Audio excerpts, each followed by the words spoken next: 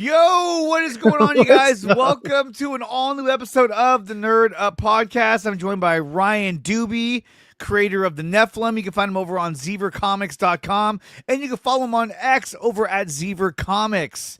And, of course, I am your host, Andre, also known as Nicotina, the name of my channel. And today we're going to talk about a bunch of stupid movie news that we always talk about, and also we're going to do our part 2 of how we would fix the sequel trilogy, focusing mainly on The Force Awakens. If you watched our previous episode, we went in depth about how to fix the sequel trilogy. We talked about how to fix The Force Awakens, how to fix The Last Jedi, and we left you on a cliffhanger for The Rise of Skywalker, which, again, a very misleading title. Once Luke was dead in The Last Jedi, for it to be called The Rise of Skywalker, I was like, what's happening? I don't understand. Like, there's Kylo Ren, his last name was Solo, so that's not a Skywalker. Yep, sorry. His mom wasn't even a Skywalker. You know, she was adopted, so he was an Oregana. I don't care about she was an Oregana. She was an Oregana, but she was by blood. She was a Skywalker. Doesn't matter. Through and through. It just doesn't matter. It don't matter. No. It don't. So we're going to talk about that in depth in the second phase of the show. It's going to be our main topic. But in the meantime, we are going to do our favorite thing, which is the rapid fire news round. But before we get to that, dude, I just want to say, dude, I had inventory this weekend. Holy shit, I am so fucking tired. Like, it takes me like a week to recover from this because I have to work a 5 p.m. to 5 a.m. shift at my work. And that is just absolutely brutal. It throws my whole schedule off. Yeah. So even before the show, I was laying in bed asleep. I had to set an alarm to wake me up because I was just like, I just couldn't get in here. But other than that, dude, I'm having a good day. It's my day off. Yeah. What's up with you, man? Oh man, dude, just working on the last week of the campaign for the comic. On this coming Monday. Just cutting it off. It's the last you'll be able to grab your copy. So if you don't have a copy of it yet, then you miss out. So I hope that everybody gets a copy and gets to read it. And like I said, I'm going to discontinue all of the covers. None of the covers will be available after Monday. So I implore you, if you're sitting on the fence, if you just want to, jump in and check something out that is new and original. And if you like the things that we're talking about here, as far as the differences and changes that we said that, this is how we would fix a trilogy. Well, I'm putting that into my own, comic book, and that's my story. So, heavily scrutinize what I do. So, yeah, just the way he scrutinizes everything else. Yep. Do it back at him. Let him have it. Let me have it. So, yeah, just even if it's just a digital copy, man, grab a copy of it and let me know what you think. Am I a good storyteller? We'll see. Yeah, we're gonna find out. And back to you. The world's gonna let you know. No, but other than that, dude, I got my kid's birthday this weekend. That's gonna be fun. Nice. And this is the first year that we're not having the birthday at this house. We're having it at like a pizza parlor. So I'm like, woo! Normally it's like all kinds of setup, fucking all kinds of shit at the house. This time we're just going somewhere, and I'm like, dude, that's awesome. I love it. Yeah, that's good. I mean, even though your house is a playground, you've got 12 acres back. You got double layer of, you got a pool, a slide that leads down to a second pool and basketball pool and all kinds. I mean, this guy lives in the laps of luxury over there in Dre area. Yeah, I do. I totally do. But this time, I'm not going to use it. I'm happy about that. Okay, so before we get to our main topic of the Star Wars, we're going to go into our rapid fire news round. Let's go to that right now.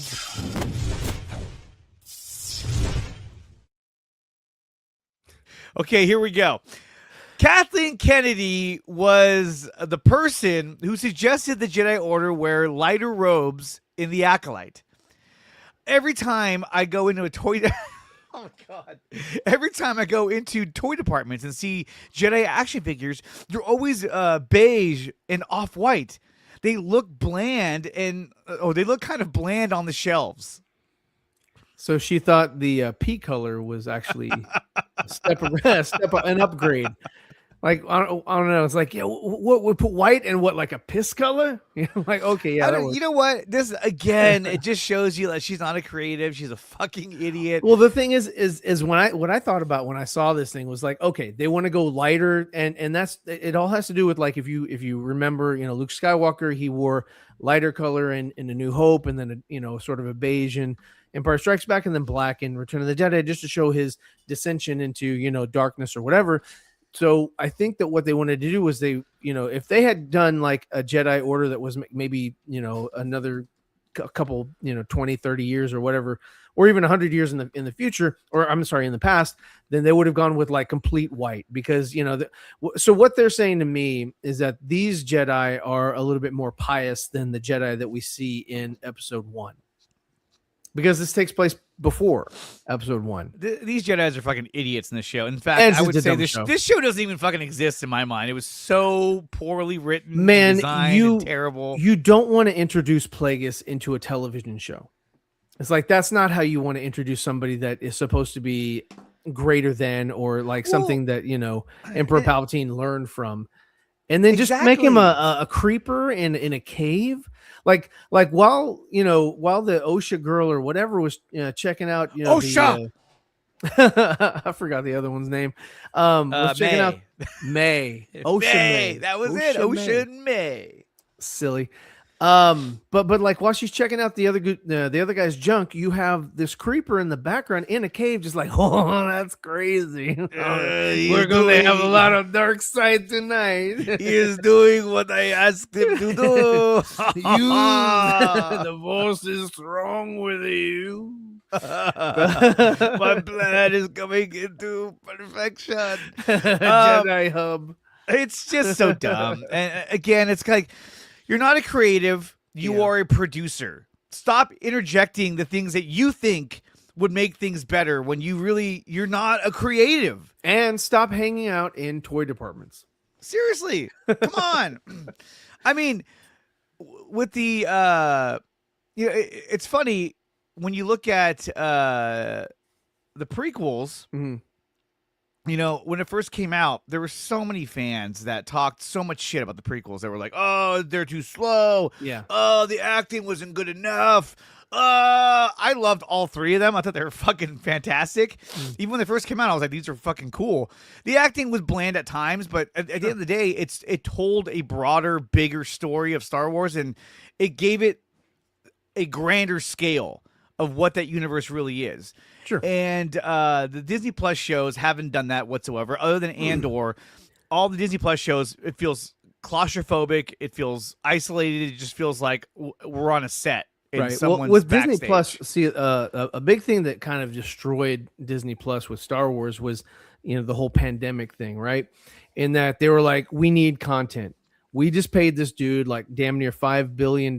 We need content. We need to recoup the money as quick as we can. Let's get the sequel trilogy out there. And then as soon as we are done with that, let's get, a jump on Disney Plus. Let's cannibalize some of the things that they were developing, and let's make some product really quick. And when you do something really quickly, like The Last Jedi was like, well, it was his first draft or some shit. He didn't even go back and refine. I don't even think he went back with spell check. And, he just, they just shot it right away. And it was like, okay, but there's so many inconsistencies and so many, places where things just didn't make any sense. Number one, don't let your directors write the story, right? I mean, this guy is not a proven director. He had a couple interesting films beforehand, like Looper, and there was another one called Brick or something. And so he had some films behind him, but that doesn't qualify you to be, to write a Star Wars film or write any film, any franchise, and say, you know what, this is just as good as any other. And here we go. And then you don't have anybody going behind him saying, hey, not a good story. This doesn't make any sense. You even had Luke Skywalker saying to Ryan, like, yo, this doesn't make any sense. He's like, don't worry about it. It will. Just shut your mouth. So, I mean, I'm sorry, but it's not the right decision. And it all ends up on Kathleen's, lap, because she's the one that greenlit that decision. She's the one that offered that decision. It's like the same thing with, like you were saying, the prequel trilogy. The prequel trilogy was good because it had a good foundation. It had a good overall story, and they were written with that in mind. with the sequel trilogy, they were writing it as the episodes were coming out, and that's not a good way to continue. Even the original trilogy had some sort of, timeline outline. They did make some changes along the way, sometimes for the better, sometimes maybe not, but they at least had like, okay, this is where we want to take the series. With the sequel trilogy, they had no idea. I don't think they were going to make the Kylo or Reylo thing or whatever. I don't think they were going to do that. I don't think that they were going to make it to where she was Palpatine's kid. I don't think that they were going to make it to where of course, Princess Leia didn't die, but they had to, make an adjustment. They had to pivot. But I mean, there's just a lot of things that I don't think that they would have done, but I don't think that they had a plan. I don't think that they had a cohesive or even well thought out, idea of what they wanted to do with the sequel trilogy. They were just too focused on, we've got this property. We've got to get this stuff out there. Let's get the fans while they're still buying our stuff. They're still buying, in droves.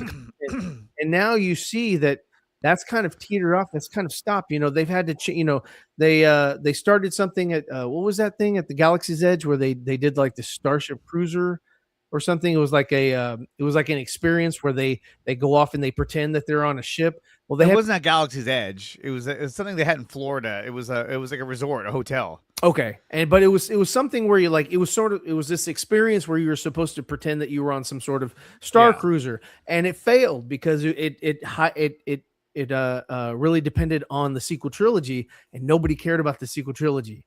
And I don't know, man. I think that and even their pivot, what they're doing with the parks, they're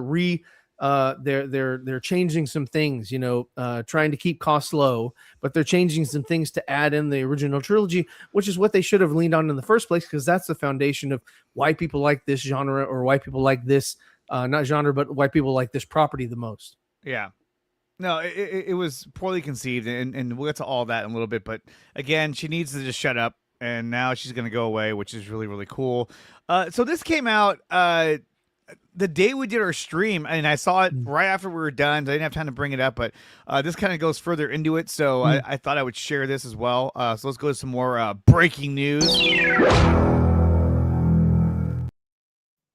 So it says here, Queemir, stupid name, the Stranger, eventually became the first Ren and founded the Knights of Ren.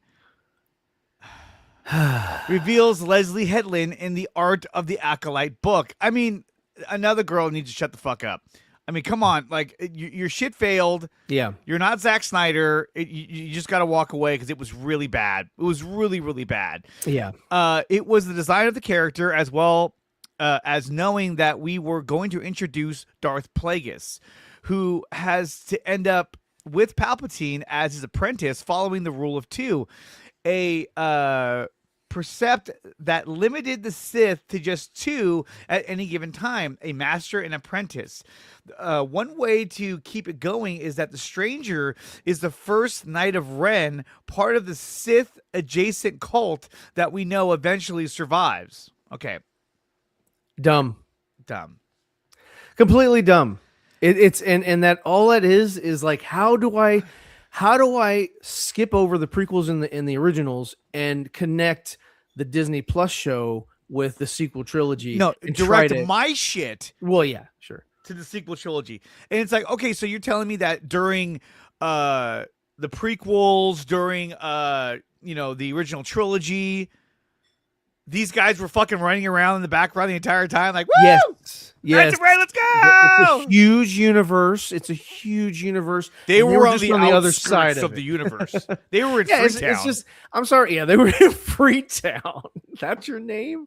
But yeah, no, it's just their way to like, hey, what do we do for like, a pseudo damage control to sort of give a little bit of help to the sequel trilogy that no one really likes. A small sect of people with megaphones like the sequel trilogy. The majority of people who watch Star Wars do not like the sequel trilogy if they have seen the prequels and the originals. They just don't like it. It's Star Wars in name only. It's Star Wars in the way that it looks, but it's not Star Wars in the way that it feels, or the stories behind it. Stories behind it are weak and lazy and that's why the fans are just like, nah, we're not having it. And that's why we're celebrating the end of Kathleen Kennedy until we find out what this next, what do I want to say, regime, decides to do with what they're releasing. Yeah, it's pretty bad, dude. It really is. I don't even know what to say anymore. It's just dumb. The Knights of Ren. Look, have I spent the time to research the lore of the Knights of Ren? No, I haven't. They're not interesting. They're not interesting at all. But no, I haven't. As a Star Wars fan, I probably should. But to me, it's always like the Knights of Ren because of Kylo Ren. You know what I mean? Like, he branched away from the Jedi. He probably took some of his some of Luke's students with him, and they formed the Knights of Ren. They followed him as their leader. That's how I always perceived that. Yeah, sure. No, and I would agree with that assessment. And instead, it was just like whatever. So another bad choice. They even they teased him in episode 7, and then barely used him in episode 9, and that is what you want Leslie Headland to say. Hey, you know what? Let's connect it to people who we didn't really even give a shit about. In the sequel trilogy, like, nobody cares. They're like, oh, it's so mysterious. I'm sorry, but the Knights of Ren weren't as cool as like Boba Fett or Darth Maul or Jango Fett. No, of course not. Not as cool. George knows how to make cool characters. These are not them. They're just like, yeah, if you just put characters in the background and you can kind of see them and they look kind of cool, then yeah, the fans are going to like it. No, the fans didn't like it. They don't care about the Knights of Ren. Nobody gives a shit about it. Nobody cared. Nobody cares about Kylo Ben. Ben. Doesn't matter. Yeah. Kylo Solo, whatever. Yeah, it's just bad. It's just really, really bad. And it's sad that it came to this, and what they did. But we'll talk about that again some more later in the show. But it's just fucked. And here's the thing too. And this is another gripe of mine that I'm going to move on soon, but it's like, if you watched last week's episode, or if you didn't, my whole thing is that the main villain in the sequel trilogy should have been Darth Plagueis. That should have been the main villain. And so why are you now going back and acknowledging Darth Plagueis and trying to bring him into this when he should have been the fucking villain of the sequel trilogy? And then this would have been more interesting to a degree of like, well, I want to see his story. I want to see how he started. But now you're introducing him, you're literally bringing him into the fold just to give him a dead end where he dies and he gets killed by Palpatine. And my thing is that, like, was this bitch even going to give him was he going to have that was he going to create Anakin Skywalker in her lore? Probably not. I bet you he was not. They should have, if they were going to, sort of, I guess, double down or whatever on the sequel trilogy and the Knights of Ren and all that kind of shit, instead of Plagueis in the cave, it should have been Snoke. Because then that would have made a little bit more sense to, like, just people watching, like, oh, okay, so he's been around, kind of as a parasite forever. But they were like, no, let's just everybody likes Plagueis. Nobody likes Snoke. They're trying so hard to, like, just jump on what they think people like, because they have such a disconnect from the fandom. They have such a disconnect from even the property that they're working with, that they're just throwing darts at the wall at night and, with no lights on, and they're just hoping something's going to land. And so far, nothing has landed for them. Nothing has landed. Well, I shouldn't say that. Some stuff has landed, just not very well. Not very well. And when it does, and after it does land, you give it a couple seasons and that shit falls off. It falls off. And so, it is what it is. But let's move on to our next topic. Yeah. Our next whatever the fuck. Actually, I'm not going to do breaking news on this one. Darth Plagueis was intended to become the larger threat in the subsequent seasons of The Acolyte. We didn't get there. That sucks. No, it doesn't, because you fumbled your way all the way to this creepy ass scene right here where it was like, wait, what are we doing? What? It would have made more sense if, no, it wouldn't have, because I wouldn't want her to touch it. But if I was dumb enough to be Leslie Headland, I would have said, oh, we have to have Darth Plagueis at least in the first, if not second episode, so that that he's the one orchestrating he's the one who's controlling uh Queemir. Instead, it was just him acting on his own, which was fucking dumb. What's up, Jason? What's up, bro? And it's just stupid. Well, but the reason that they didn't do that is because they thought that they were so clever that they could put it in. We called it. We were like, bro, I mean, what do we call him? Discount Ezra Miller, was the villain the whole time. And it was just like, bro, this is not compelling. It's not interesting. It's not fun. It was a bad show with horrible twists and turns and they had like guy. Remember that guy? The beaver. Actually, when they first introduced him, I thought he was cool. I was like, hey, this is cool. And then when he's like on the ship interacting with OSHA, and then he stops Soul from, it was just like, fucking somebody shoot this fucking thing. Like, yeah. Well, go away. And then like at one point, remember Soul like targets OSHA's ship. I'm like, what, are you gonna fucking blow her up? What are you doing? And, the beaver guy's like, he pulls the cords. It was like, what's happening right now? Why are we even dealing with this for? Like, yeah. It was very bad, very bad. I'm getting a scam call right now. These guys. Oh, there you go. Well, go ahead. While you take that call, I wouldn't have done this at all. This is a misstep from them, and to be honest with you, because he was not named in the show, this for me is not Plagueis. They could reintroduce Plagueis somewhere else. Yeah, this was Creeper number 1. You come out in the around the corner in the dark shadow. All right, let's go on the next topic. James Gunn is directing more DCU movies after Man of Tomorrow. He says that's the plan right now. At least I may get so fucking tired that I can't do it because I'm pretty tired. So James Gunn plans to do a lot more. This is courtesy of Deadline through Screen Rant. James Gunn plans to direct more movies in the DCU, and we talked about this. Batman. Well, it's possible. Well, not the Batman Part 2, but Batman Brave and the Bold is what Muschietti is still attached to direct it. And he's not going to do it. What's her name? Jennifer Hodson. She is going to write it. And really, if Muschietti is planning on directing it, it would make sense that he brought on Hodson because she was the writer for The Flash. But it's but look what happened. But look what happened to the cook. It sucked. It was bad, dude. Why would you and this is what I said before. I was like, even with the Harley Quinn movie or whatever, Birds of Prey. I mean, she has not had a solid hit. No, and everybody keeps jumping back to the Bumblebee thing, but I'm like, bro, that's E.T. Bro, that's and the only reason that people liked it is because of the Cybertron sequence at the beginning, which had zero to do with Hodson and everything to do with the director. Because there was no fucking, it's just stupid. She's not a good writer. No, it's not Jennifer Hodson. It's something else. Christina Hodson. I was like, Christina Hodson. That right? Yeah, and she wrote the Batgirl, which didn't see the light of day because apparently it was so bad that nobody wanted to watch it anyway. And it's like, if you keep bringing this same chef back into the kitchen, this food's still gonna suck when you bring it out.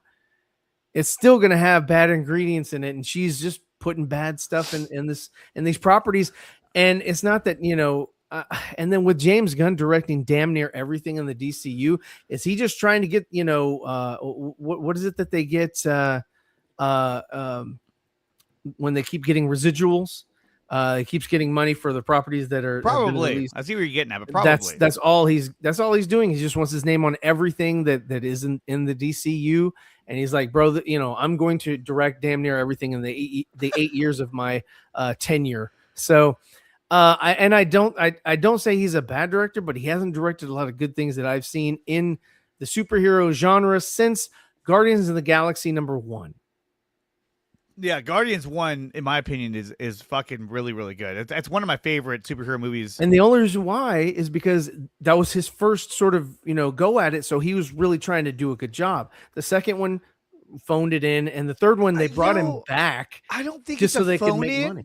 I didn't think it was a phone in. I felt like he put all of his best creative juices into Guardians 1, and then in the subsequent sequels, he sort of just did the same thing because that's what he does.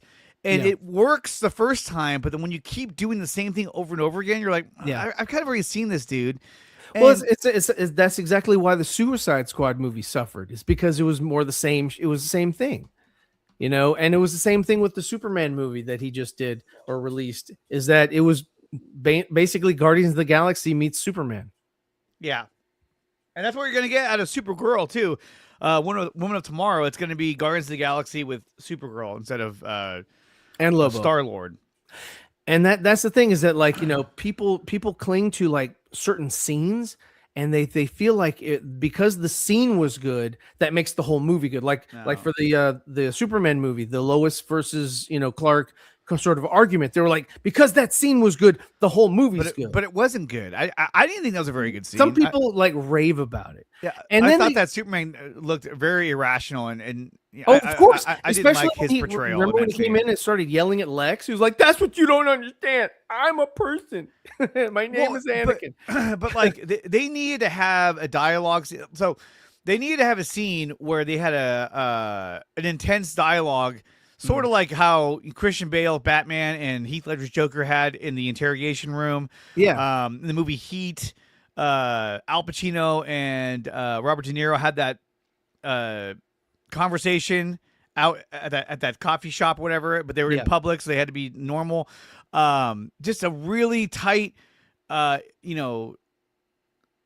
we get strict conversation where you really get to the meat and potatoes about who they are, how they see things, and really set the tone for their relationship going forward in the DC universe. Instead, we didn't get that. And in fact, when he first flew there and had that conversation with them, it was a joke. Yeah. And then the second time he had a conversation with them, fucking Crypto shows up and starts throwing him around. It was like, okay, all right, well, there goes that. Yeah. He just couldn't help himself. It's just so stupid. And this is something we talked about earlier before the show, was that, to me, I feel like James Gunn should not have directed Superman. And the reason why is because this is not his character. This is not a character that lends to James Gunn's direction or him being the director. Like if you asked him, say, hey, can you give me a Superman movie?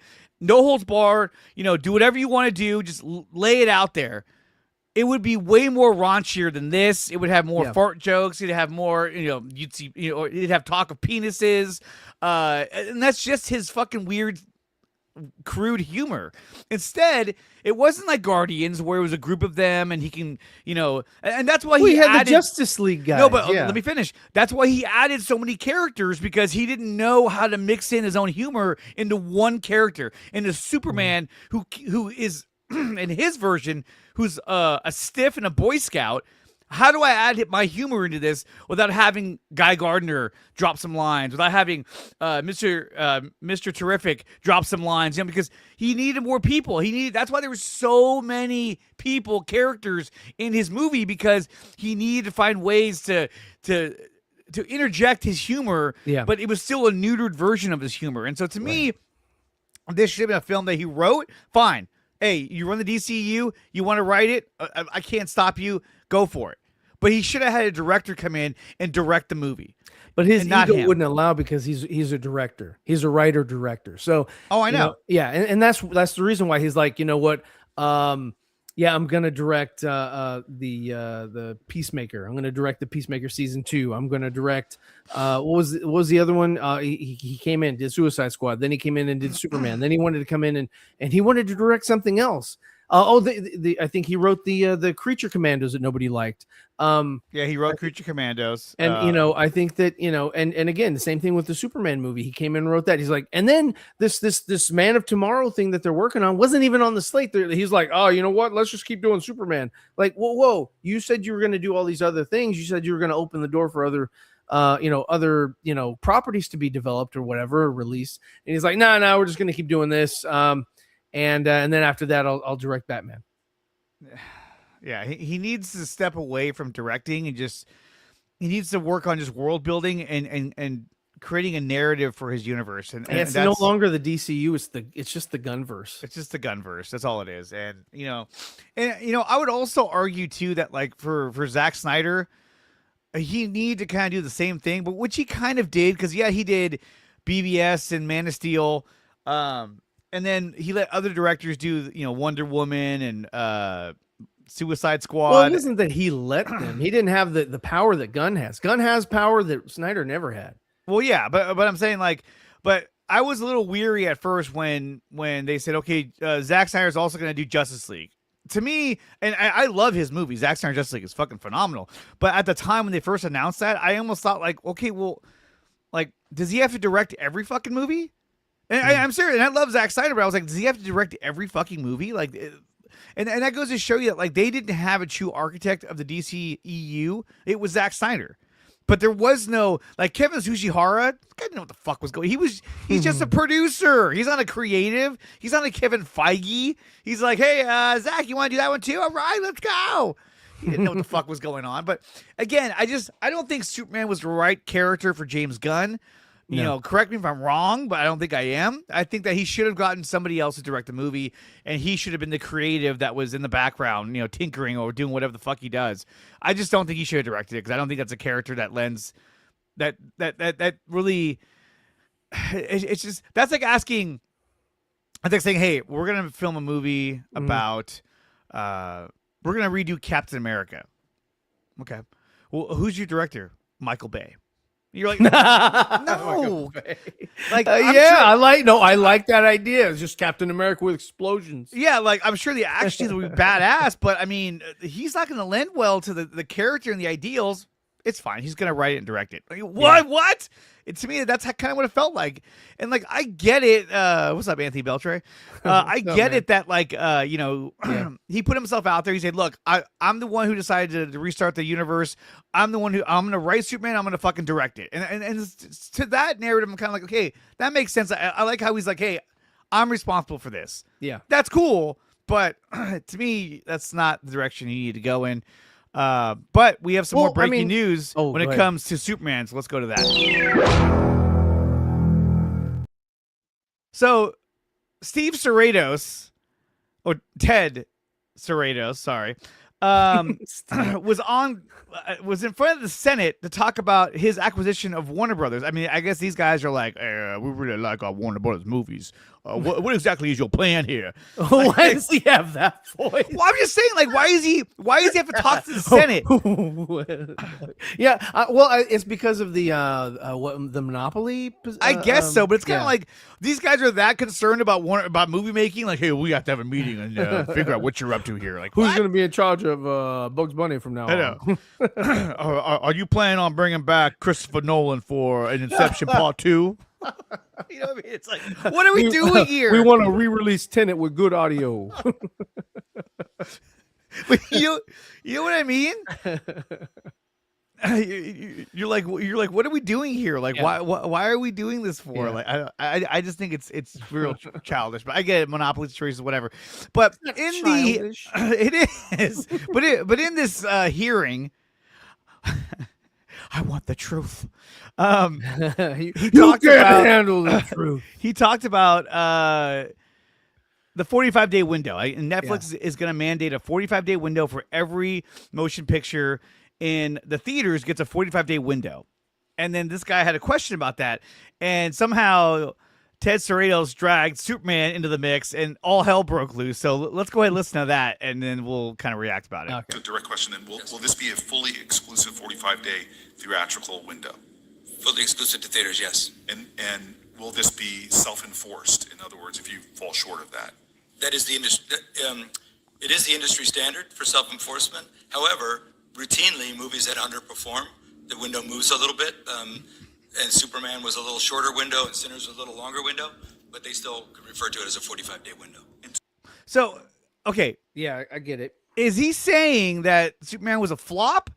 Or is he using Superman and Sinners as an example of windows that can shorten and that can extend? Yes. Right. So what that means is that because Superman... Does he look like a bitch? What that means is because Superman was underperforming. So you think you think he's saying that you think that he's saying that it underperformed, and because Sinners was making money, they probably extended it over the 45 days to keep because it was people were still going. So why close it out? Right. So I mean, if it's not making the money, and also caveat to that. They wanted to release Superman on the on the digital, right? They shortened the window for it so they could release it in and take it out of theaters and put it in homes so that people could watch it, because number one, they were just releasing something else. Oh, Peacemaker 2. If you remember the Peacemaker second season, they were releasing that, and they felt like they had to have everybody watch Superman in order to understand what Peacemaker season 2 was about, or some shit like that. I don't know, because I didn't watch Peacemaker season 2. This is what the majority of fans said about, oh, well, we released it, in digital early because of Peacemaker season 2. I'm here to tell you right now, we don't care. Let me tell you. We don't care. Most people didn't give a shit. I watched Peacemaker It was season a 2, spin. but like, It was a it was spin. a spin. Yeah. And I've seen people online like, God, oh, this guy's dumb. It was because Peacemaker season 2 was coming out. Like that. I'm sorry. Peacemaker season 2 is not is not Superman. Yeah. You know what I mean? Like, it'd be one thing if like Batman the Brave and the Bold series is going to come out on HBO Max. Okay, I get it, because that's Batman, or Wonder Woman, and it directly connects to the. No, but not everybody has a streaming platform. Not everybody has Max. I'm sorry, not everybody has It's that. also that they can't use the same sort of logic when you're talking about like the movie Sinners. They're like, well, you had old people that were at the house that couldn't get out to the theater, so that's why we released it, for Superman, for people that so they wouldn't get ruined for them. Well, then why wouldn't you do the same thing for Sinners? I'm sure there's elderly people that would want to watch a vampire movie that happens to have Michael B. Jordan in it or whatever, so I mean, why wouldn't you cut it off early at the theaters, just to have those people at the home, watch it on HBO Max or whatever it is. It's just like, bro, you can't talk out of both sides of your mouth, and when you do, you sound like a fool. Yeah. I'm not sure how much Sinners did in the theaters. I mean, it must have done enough to where they kept it in there longer. Yeah. I don't know if it crossed over into Halloween. I don't know when no, it came out April to July. Trying to see, opening was 48 million. No, that's not right. Oh, here we go. Does it give me a total? I see a lot of numbers here, and I just want to make more than Superman. I don't know. It doesn't fucking say. If I'm reading this right, I think it did 48 million in the box office. I don't know. I think that's wrong. It depends on what the budget is. Yeah. And maybe that was the first here we go. day. No. I was reading that wrong. It did 279, close to $280 million. And I'm sure the budget of the movie was not nearly that high. Yeah. This doesn't give me the budget.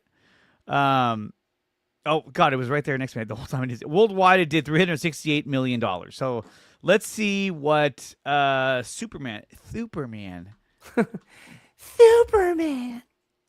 There he is. Superman. Somebody save that squirrel. Superman did $616 million, but I'm sure it had a much bigger budget. It had a huge budget, and I think it went over budget. So, apples to oranges, how does it compare? Not really, because Sinners probably didn't have the budget that Superman did. So, but to me, I mean, I don't know. I mean, is Cerrito saying that Superman was a flop? I feel like he's using Superman as an example that it had a shorter window. Mm-hmm. I don't know if he's exactly saying, oh, well, in the case of Superman, that movie flopped, and so we had to shorten it. I think he's just saying it can vary. Superman had a shorter window, while Sinners had a longer window. And I don't know if he's saying exactly like one movie flopped, one movie didn't flop. But I think what he's saying is that like these are examples of how the windows can be adjusted for each movie.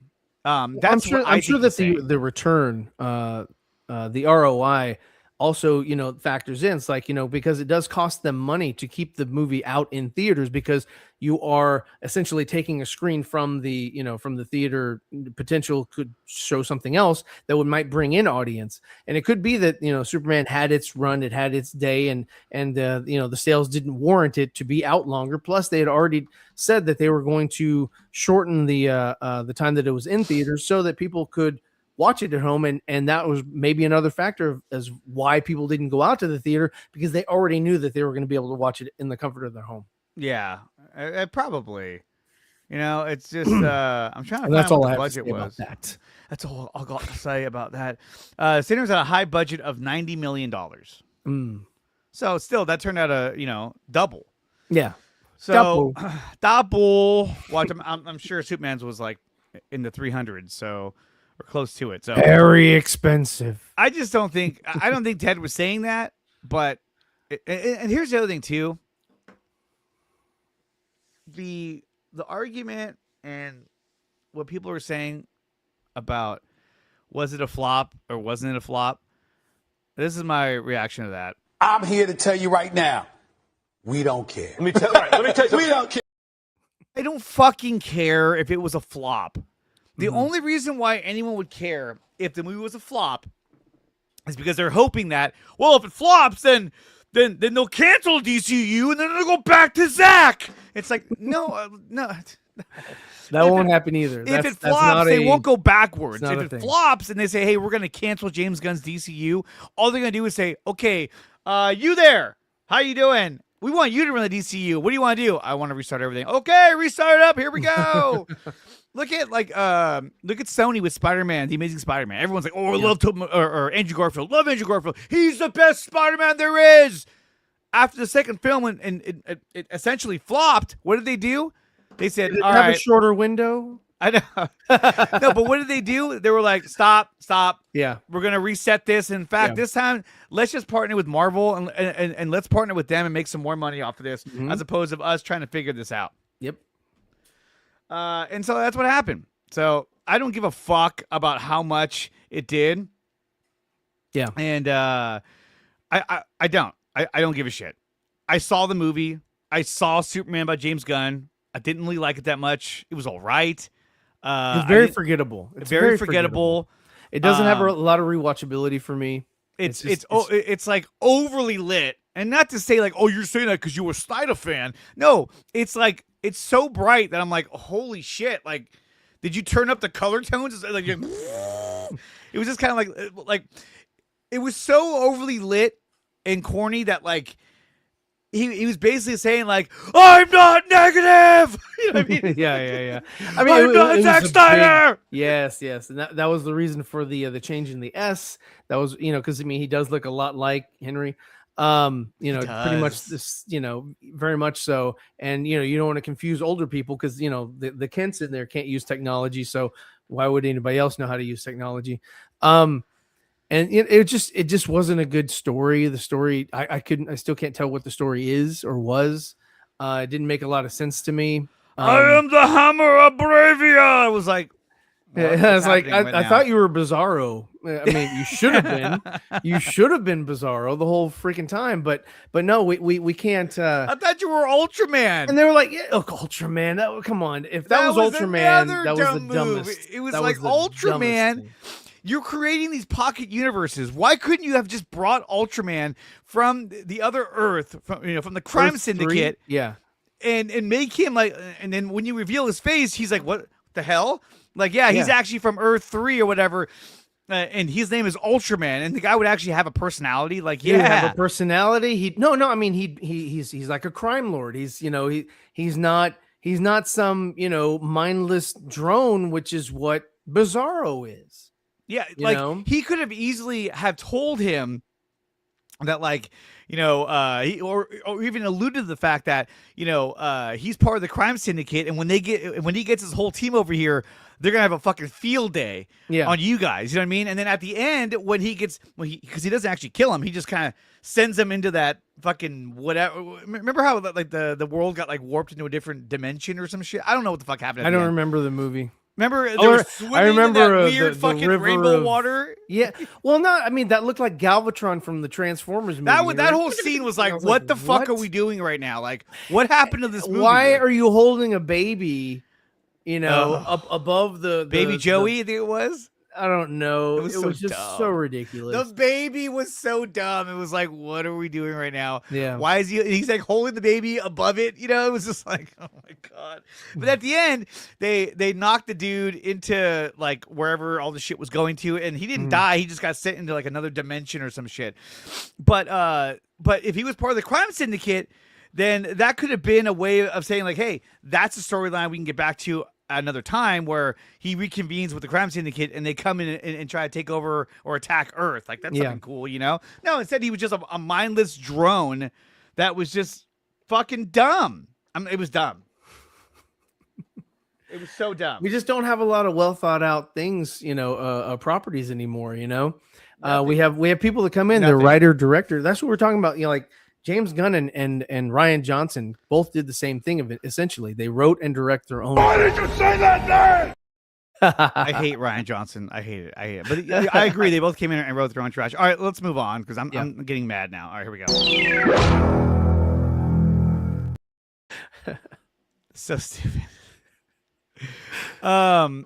Zack Snyder posted on Instagram and he said, "I wish more people could have experienced this in IMAX. These were shot off the screen during the picture check at Universal City Walk IMAX. Only a handful of people got to see this film as it was intended on a massive screen and an image that just breathed. Zack Snyder's Justice League." Okay, so if you were there, I was there. No, it just we don't know anybody that actually went. I was there, asshole. We don't know anyone at all that was there. That's where I got this. That's why I got this badge from. That's just the people that were there. They were probably very, very special. It was very good. So I was there at the event, and let me tell you something. It was fucking incredible to see this shit on the big screen. Fucking I wish incredible. You could have seen it, buddy. I wish you could have seen it. It was fucking incredible. I have pictures too. But yeah, forgeries. I tried to get Ryan to go, but he was too cheap. Yeah, so he couldn't go. It would have definitely been an expensive trip. No. No. Jessica telling you not to go. Nope. Not in the budget. I think if more people would have saw it, I mean, like the amount of detail that you get, even in like the background of it, was just it was intense. Rocks. So it was a lot. It was fucking badass. But I mean, if you use like even this design, right? And you look at the villain from Supergirl, and you're like, here's the villain here. Or you look at the fucking the Hammer of Bravia, and you look at this cat here, and you're just like, bro, where's the threat? Exactly. Villain. It's like even you guys suck. Even the theatrical Steppenwolf, and that's one question that I really wanted to ask Zach, and I've had chances to talk to him. And I keep forgetting to ask him this. Is that I want to ask him? Did you sign off on the design, the second design of Steppenwolf that was used in the theatrical? I'm sure he did. And I'm sure he did because it took a while for them to But if you said yes, I'm going to be like, what about the design? Did you like, or was it more of like, well, I don't really have much of a choice because this is the design they came up with? You know what I mean? Like what was the thought process? Because that design was terrible. Oh, I mean the Oakwood gauntlets. Come on now. I mean, well, and then Steppen Neeson. He looked like Liam Neeson. That's crazy. Yeah, it was terrible, dude. Terrible. And then this guy, like you were saying, there is a threat. You know what I mean? Like he's the ultimate. Like I'm threatening you just by staring at you. Like you're like, oh, that's a bad guy. That's a bad guy right there. I don't this guy steps into a massage parlor. I can't run and hug him. That's gonna end bad for me. So, they're probably not very affectionate. I know, right? So Zack Snyder Justice League in IMAX was fucking badass. But let's move on. Mark Ruffalo responds to rumors that Disney fired him. He says, "Not that I know of. I have a good relationship with them." And this is all because of his.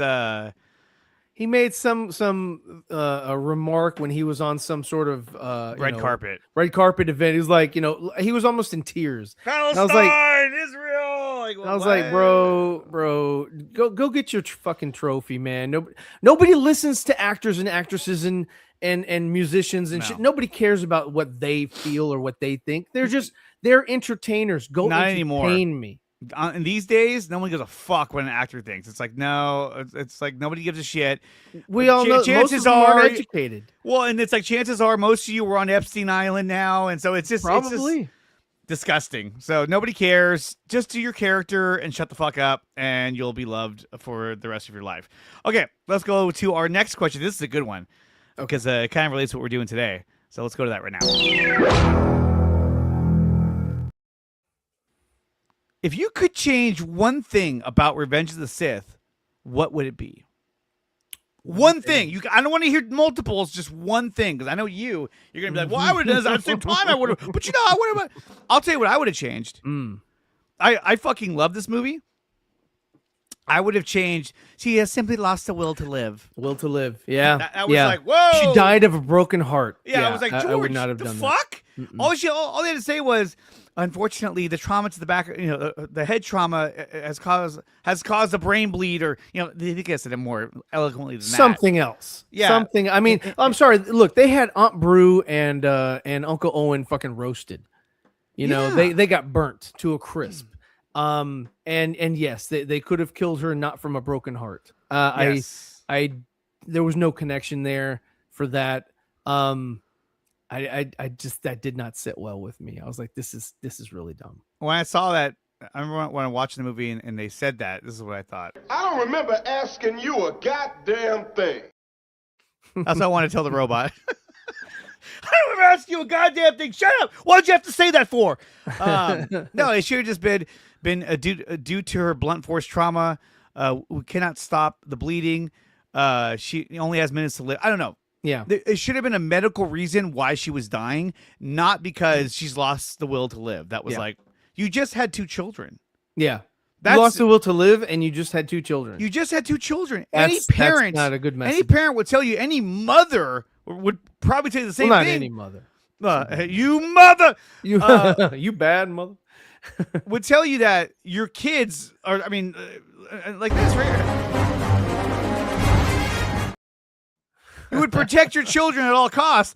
And so any parent would tell you that.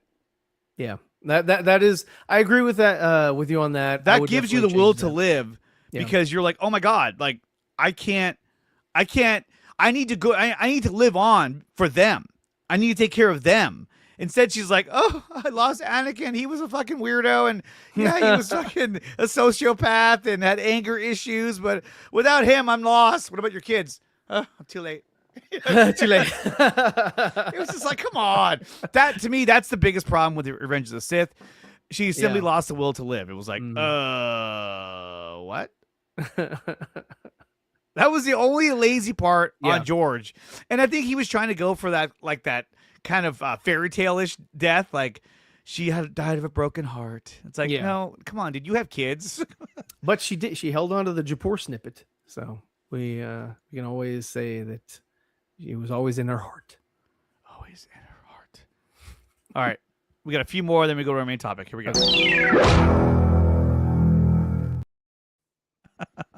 Oh no! Jason Momoa Star Wars? and Dave Bautista want to play villains in a Star Wars project. One of them said, "We're both Star Wars nerds. We're both in Dune, which inspired Star Wars, but it wasn't enough for us, was it?" Would you be interested in having either one of them play villains in the Star Wars universe? I would say Bautista, yes. Jason Momoa, no. Well, not Jason Bautista. Jason Momoa would he would just be Lobo again. That's all it is. He would just be Jason Momoa again. He'd be like, there's Jason Momoa. So Bautista would be cool. He wouldn't be a Drax or anything like that. I would not want him to be a comedic villain. I'd love for him to be an actual threat. But Jason Momoa, not really, to be honest with you. I mean, we've already had Jack Black in it, and we've had Christopher Lloyd, and if Momoa was in it, he'd have to be somebody completely different. And to me, like Bautista, yes. Jason Momoa, it'd have to be specific. He'd have to be toned down. I'd have to make him like a Wookiee or some shit, where he's just like something totally different. Where I don't know. Like to me, where I think he'd do pretty well. Yeah. What do you call it? Spaceballs remake. If he was Barf, I'd be like, I can kind of see that. I can kind of see Barf's that. Kid or something. Yeah, you know what I mean. Where like, and then he's done up. That makes sense. I'd be like, all right, this is kind of. I'd probably say, yes, that's cool. That's good casting. Sure. Bautista, I can see him being like, an old soldier or an assassin or nothing with a fucking lightsaber. Just like somebody who has a blaster, right? And Somebody who has a blaster, a bounty hunter, something like that. Yeah, I mean, maybe he would rule with respect. We don't know. Again, it's like, what are we doing? Rule with respect. Why? Why would you do that? And speaking of, because I want to say Josh Gad was overseeing the project of Spaceballs Part 2, which I don't know what the fuck happened to that. Josh Gad has begun voice recording Frozen 3. This is never going to stop. Frozen 3. We're going to get to Frozen 5 eventually. They're going to call it FF. Look, and he's saying, "What's up?" That was James Gunn. It would just be the middle finger. Well, that was the other thing too. Remember in Superman when Guy Gardner showed up and he's punching the tanks, and they're all like middle fingers. Yeah. I was like, this is so dumb. Like, yeah. I can see him be like, hey, let's make those all middle fingers. That would be so cool. We could do that, James. Let's do it. Yeah, I love that. It's like, no, dude, come on. Take yourself seriously for a half second, please. Well, he needs to check his again, same thing. He needs to check his ego. His ego is what ruins shit. Yeah, it really is. Let's go to one more.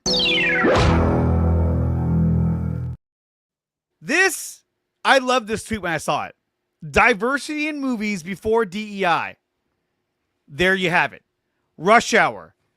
Fucking Sam Jackson in Die Hard 3. Is it Axel Foley in Beverly Hills Cop? Beverly Hills Cop, yeah. Lethal Weapon. Men in Black. Wesley Snipes in Demolition Man. These were all persons of color, but the characters were written that way. And that's why they felt better. That's why they felt like, yeah, that's them. Riggs. I'm too old for this shit. You know what I mean? Like, but they were great movies. Yeah. And they were great movies because the actors portrayed the characters so well. Yeah. This is back when, people used to want to go to the theater to watch, an actual story. Now it's not so much about the story. Like even the, I guess the buzz now is the Helena Troy girl, which I'm sure she's a good actress, but it's like, well, what are we doing? And why are you putting it in there just for the sake of putting it in there? Just let things be, dude. Like, I'm sure there's plenty of acting opportunities for plenty of actors. And that's the same thing with the whole Black Panther. Finally, they're I guess they're going to do something in this next Doomsday. Ryan Gosling is going to be Black Panther. Might as well. I mean, there was a rumor about that for the longest time. It was fake. So, but what I'm saying is like, they're like, okay, we're going to kill off this character. And we're not going to replace him, out of respect for the, for the person that passed away. But it's like, bro, like we've had Christopher Reeve passed away. We recast Superman.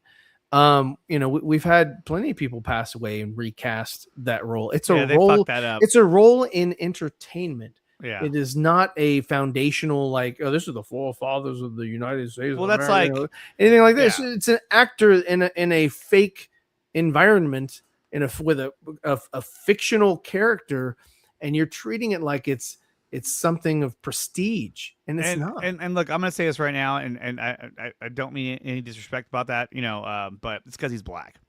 They didn't want to recast him and take on any kind of backlash, so they said, "Hey, let's just honor his death, and then we'll figure it out later." They were so worried about the backlash if they recasted him that they decided let's just honor his death. And they could have still put in loving memory, and still 100%. like, no, 100%. Giving money to the. But I'm saying that's why they did it, is because something, and they're so woke at Disney that they were so afraid. Hey, if we recast him, they're gonna think, oh, well, all black men look the same, I guess. And so they were just like, I'm telling you right now, that's probably what they were thinking. I agree they should have recasted him, but. They could have recast him with the guy that played Hawkman. He was good. He was great. Aldous Hodge. Yes, yeah. I think he was. Idris Elba. No, he was already in the MCU. No, but Aldous Hodge. There's plenty of. Or the guy that they got to play Wonder Man, who also played Mateen. His name is Yahya Mateen, but Yahya Mateen the second. He played Black Manta. Yeah, he played Black Manta. And have you watched Wonder Man? I mean, I'll see it eventually. I started watching the first few episodes, but I was really tired, so I fell asleep. But he's a good fucking actor. Like watching the first couple episodes. Yeah, the story was kind of like. Okay, well, he was a cop in a different movie, the Invisible Woman movie. Maybe, and he did really good in that too. I mean, he's a good actor. He's a good actor. No, but like even in this movie or this show. Like I said, I only saw the first episode and a half, and then I fell asleep because that was after my inventory shift, where I was like barely alive. But I remember watching it, and I remember thinking, I was like, this guy's a good fucking actor because he just has a lot to bring. You know what I mean? You're just like, this guy's good. So and I wanted to show you this real quick before we go to our main topic.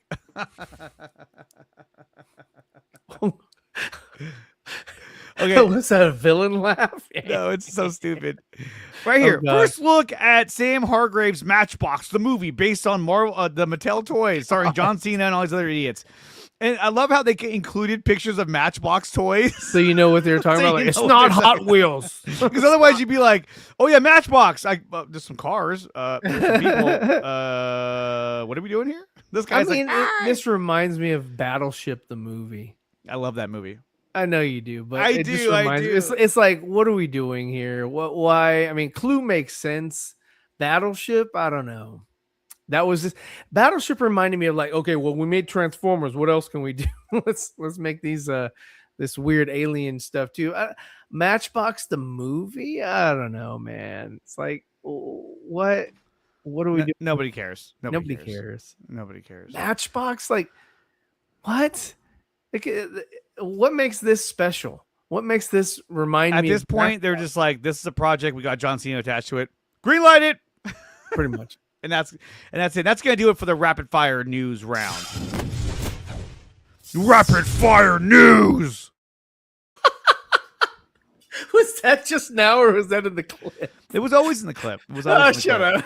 up. Okay, so the last time we left off on our Fixing the Sequel Trilogy segment, we had talked about The Force Awakens and about The Last Jedi. And when we got to The Rise of Skywalker, we decided to cut it off because we were talking for like well over 2 hours. Yeah. So now we're going to focus more on the Rise of Skywalker. Now, if you guys watched the previous episode, we did have some parameters.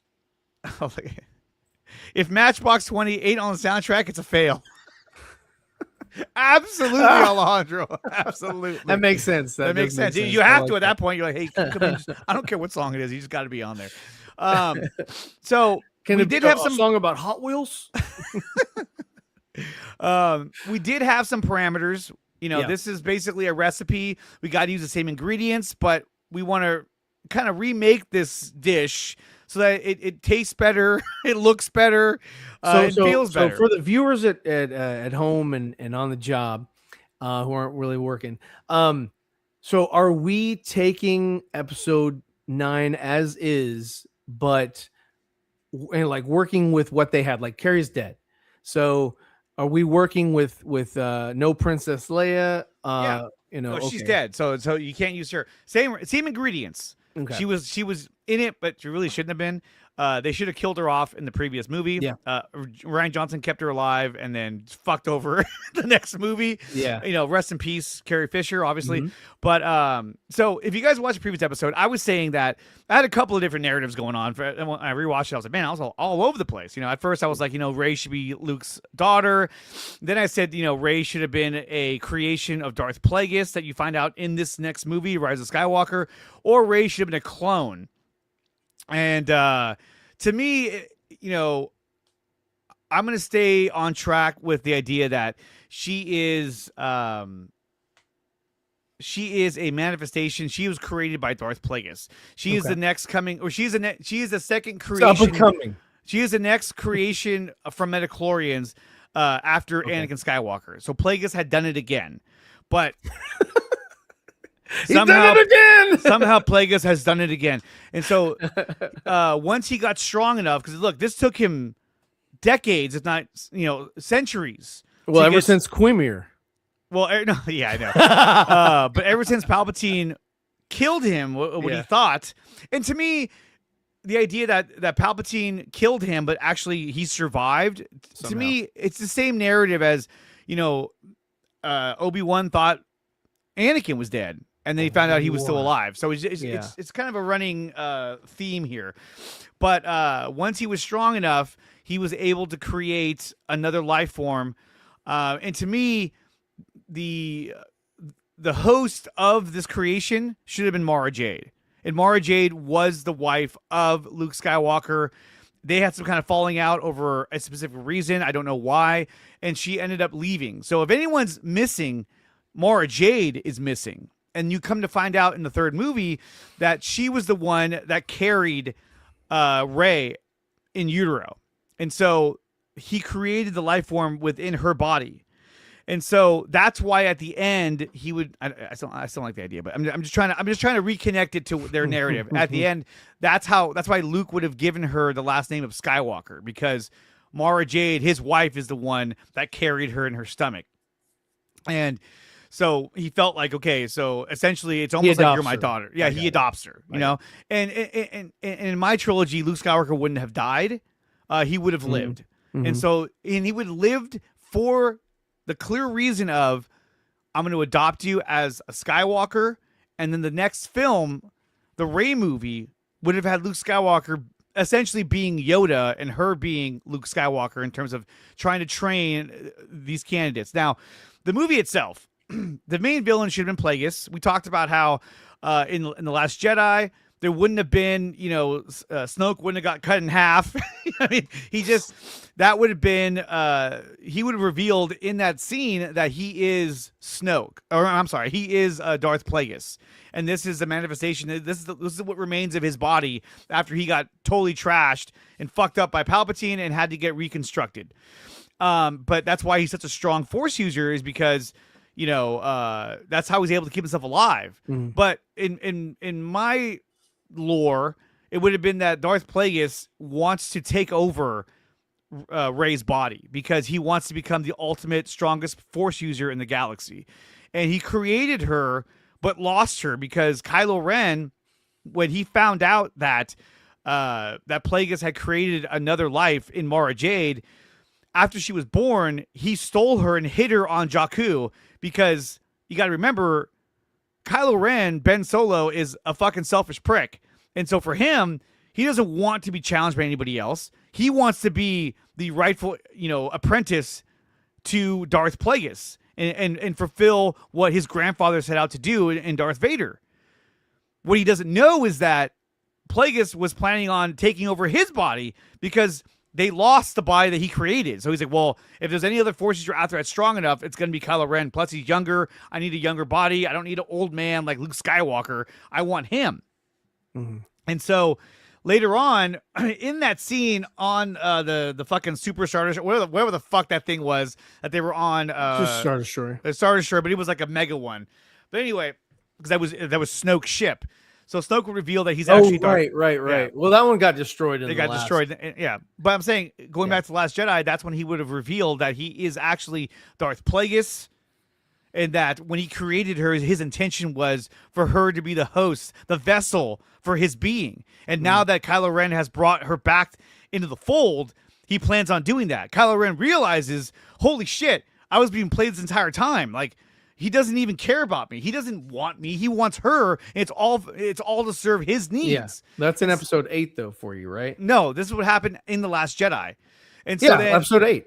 That's what I said. Oh yeah, okay, yeah. This is so then episode 9. Where are they? So I'm trying to get to that. So then they have the huge battle. Snoke, Snoke gets away, and then it ends with but I did like what you said, that Kylo Ren would have died on that ship, sacrificing himself, because now when you bring him along, you're like, can I really trust this guy? It's just like bringing Grogu back.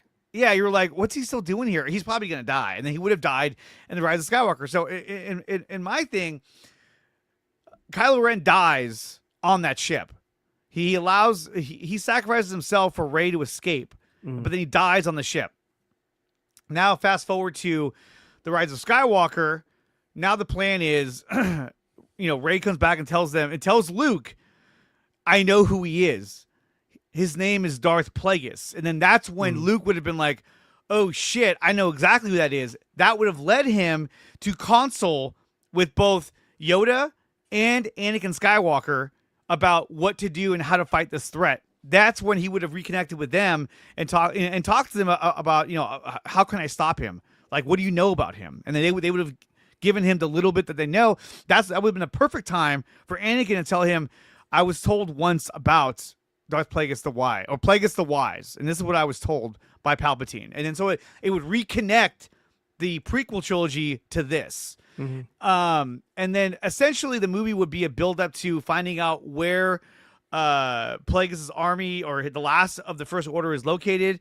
And then essentially you would have Rey and Luke going there to take on Plagueis, while the rest of the New Republic, not the Resistance, the New Republic, heads to I guess Exegol, wherever the fuck he'd be at, to take on his army. And so you'd have the battle happening, and the two of them taking on Plagueis. Now, if Carrie Fisher would have lived, she probably would be there. I don't know. But the ending would have been not Kylo Ren and Rey taking on Palpatine. It would have been Luke and Rey taking on Plagueis. And Luke would have gotten like severely hurt. And at the end of it, they defeat Plagueis together. And then that leads to, them to Luke adopting Rey, since his wife, Mara Jade, was the one that bared her. And then he would adopt her. And then the two of them together would make a vow to restart the Jedi Order based on and they would have the old texts from that dumb tree that they blew up. And they would restart the Jedi Order. And I think, to me, I know you said Yavin 4, but I would have saved that for the Rise of Skywalker. I would have shown them landing at the Yavin 4 base, and then he would have told her, like, we will start the Jedi Order here. And then it would have connected to A New Hope. Like, oh, that's the Yavin 4 base. That's going to be the location of the Jedi Council moving forward. Badass. Because the original one would have been on Coruscant, which would have got destroyed in the previous movies. And that's how I would have wrapped things up. I would have had Luke alive, mentoring Rey, adopting her, and giving her the last name of Skywalker to keep the Skywalker name going. And of course, the New Republic would defeat Plagueis' army. After he dies, everything starts to fall apart, and then boom. Okay. That's where I would have ended it. Cool. Interesting. That's a very interesting take. I wish I could remember where I was with my story. Because, when we went through episode 7 and 8, mine was a tad different in that, I was trying to utilize some of the things that they had already released, as far as like Canto Bite and all that crap. Even though it wasn't a good, it wasn't a good sequence. It wasn't needed. But it was, just something that they were going to use. I hated the slow speed chase of episode 8. I thought that was ridiculous. And then the episode 9, it was just, sort of a fast forward through the movie to try to get you to the end, because they really didn't have a good narrative. Well, that was the other thing too, was that like Finn. Yeah, I forgot to mention this. Finn would not have been a Force user. I would not have done that. In fact, at the end when they go to fight Plagueis on that planet, he probably would have been with them, and he would serve as like an ancillary character, just trying to help out. But to me, Finn and Rey should have had possibly a closer relationship, maybe even like a romantic relationship, because they were setting that up from the start, where they were close, but then all of a sudden they kind of deviated away, and all of a sudden he was like, "Oh, I love Rosico," because they wanted to focus on. Well, that was weird, because he didn't like Rose. She liked him. And he was always chasing after Rey, but never really expressed any sort of feelings, toward her. Even visually, not just with, what he's saying, but just, I never got the sense that they were trying to get a relationship started with him. I thought what they were doing was just trying to develop some sort of really big kinship. But the biggest kinship that they created, which was sort of by accident, was Finn and Poe. I thought they had the better dynamic. And that's why in like The Last Jedi, I would have had them go off, off world, and do, their little adventure to help out, the other, we'll call her, what is it? Kira and Jason, we'll say. And what I would have, and the way that I have, set up is that he wouldn't have been Plagueis. He would have been, the entity of evil, the sun. Right. And so he would have, been trying to, sort of, kind of like what you were saying was sort of just,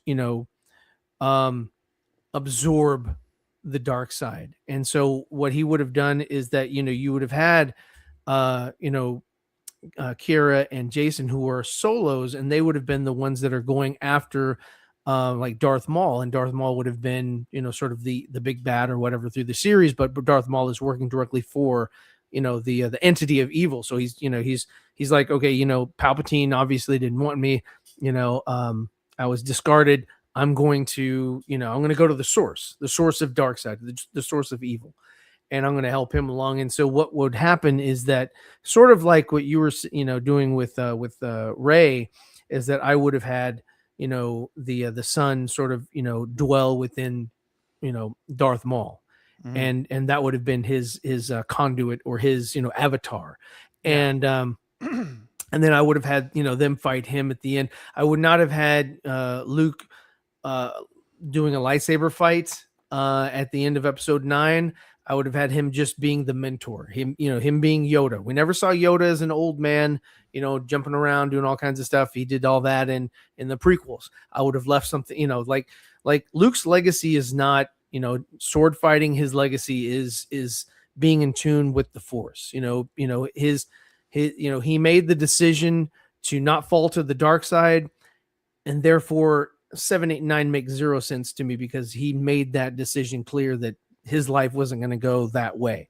I would have had it to where, he had a son of his own who could have been, influenced by Darth Maul, working for him. Maybe it was, Ben Skywalker. And that would be another reason why, he and Leia still are in, communication. It would have been his son that was out there, because Mara Jade died for some reason.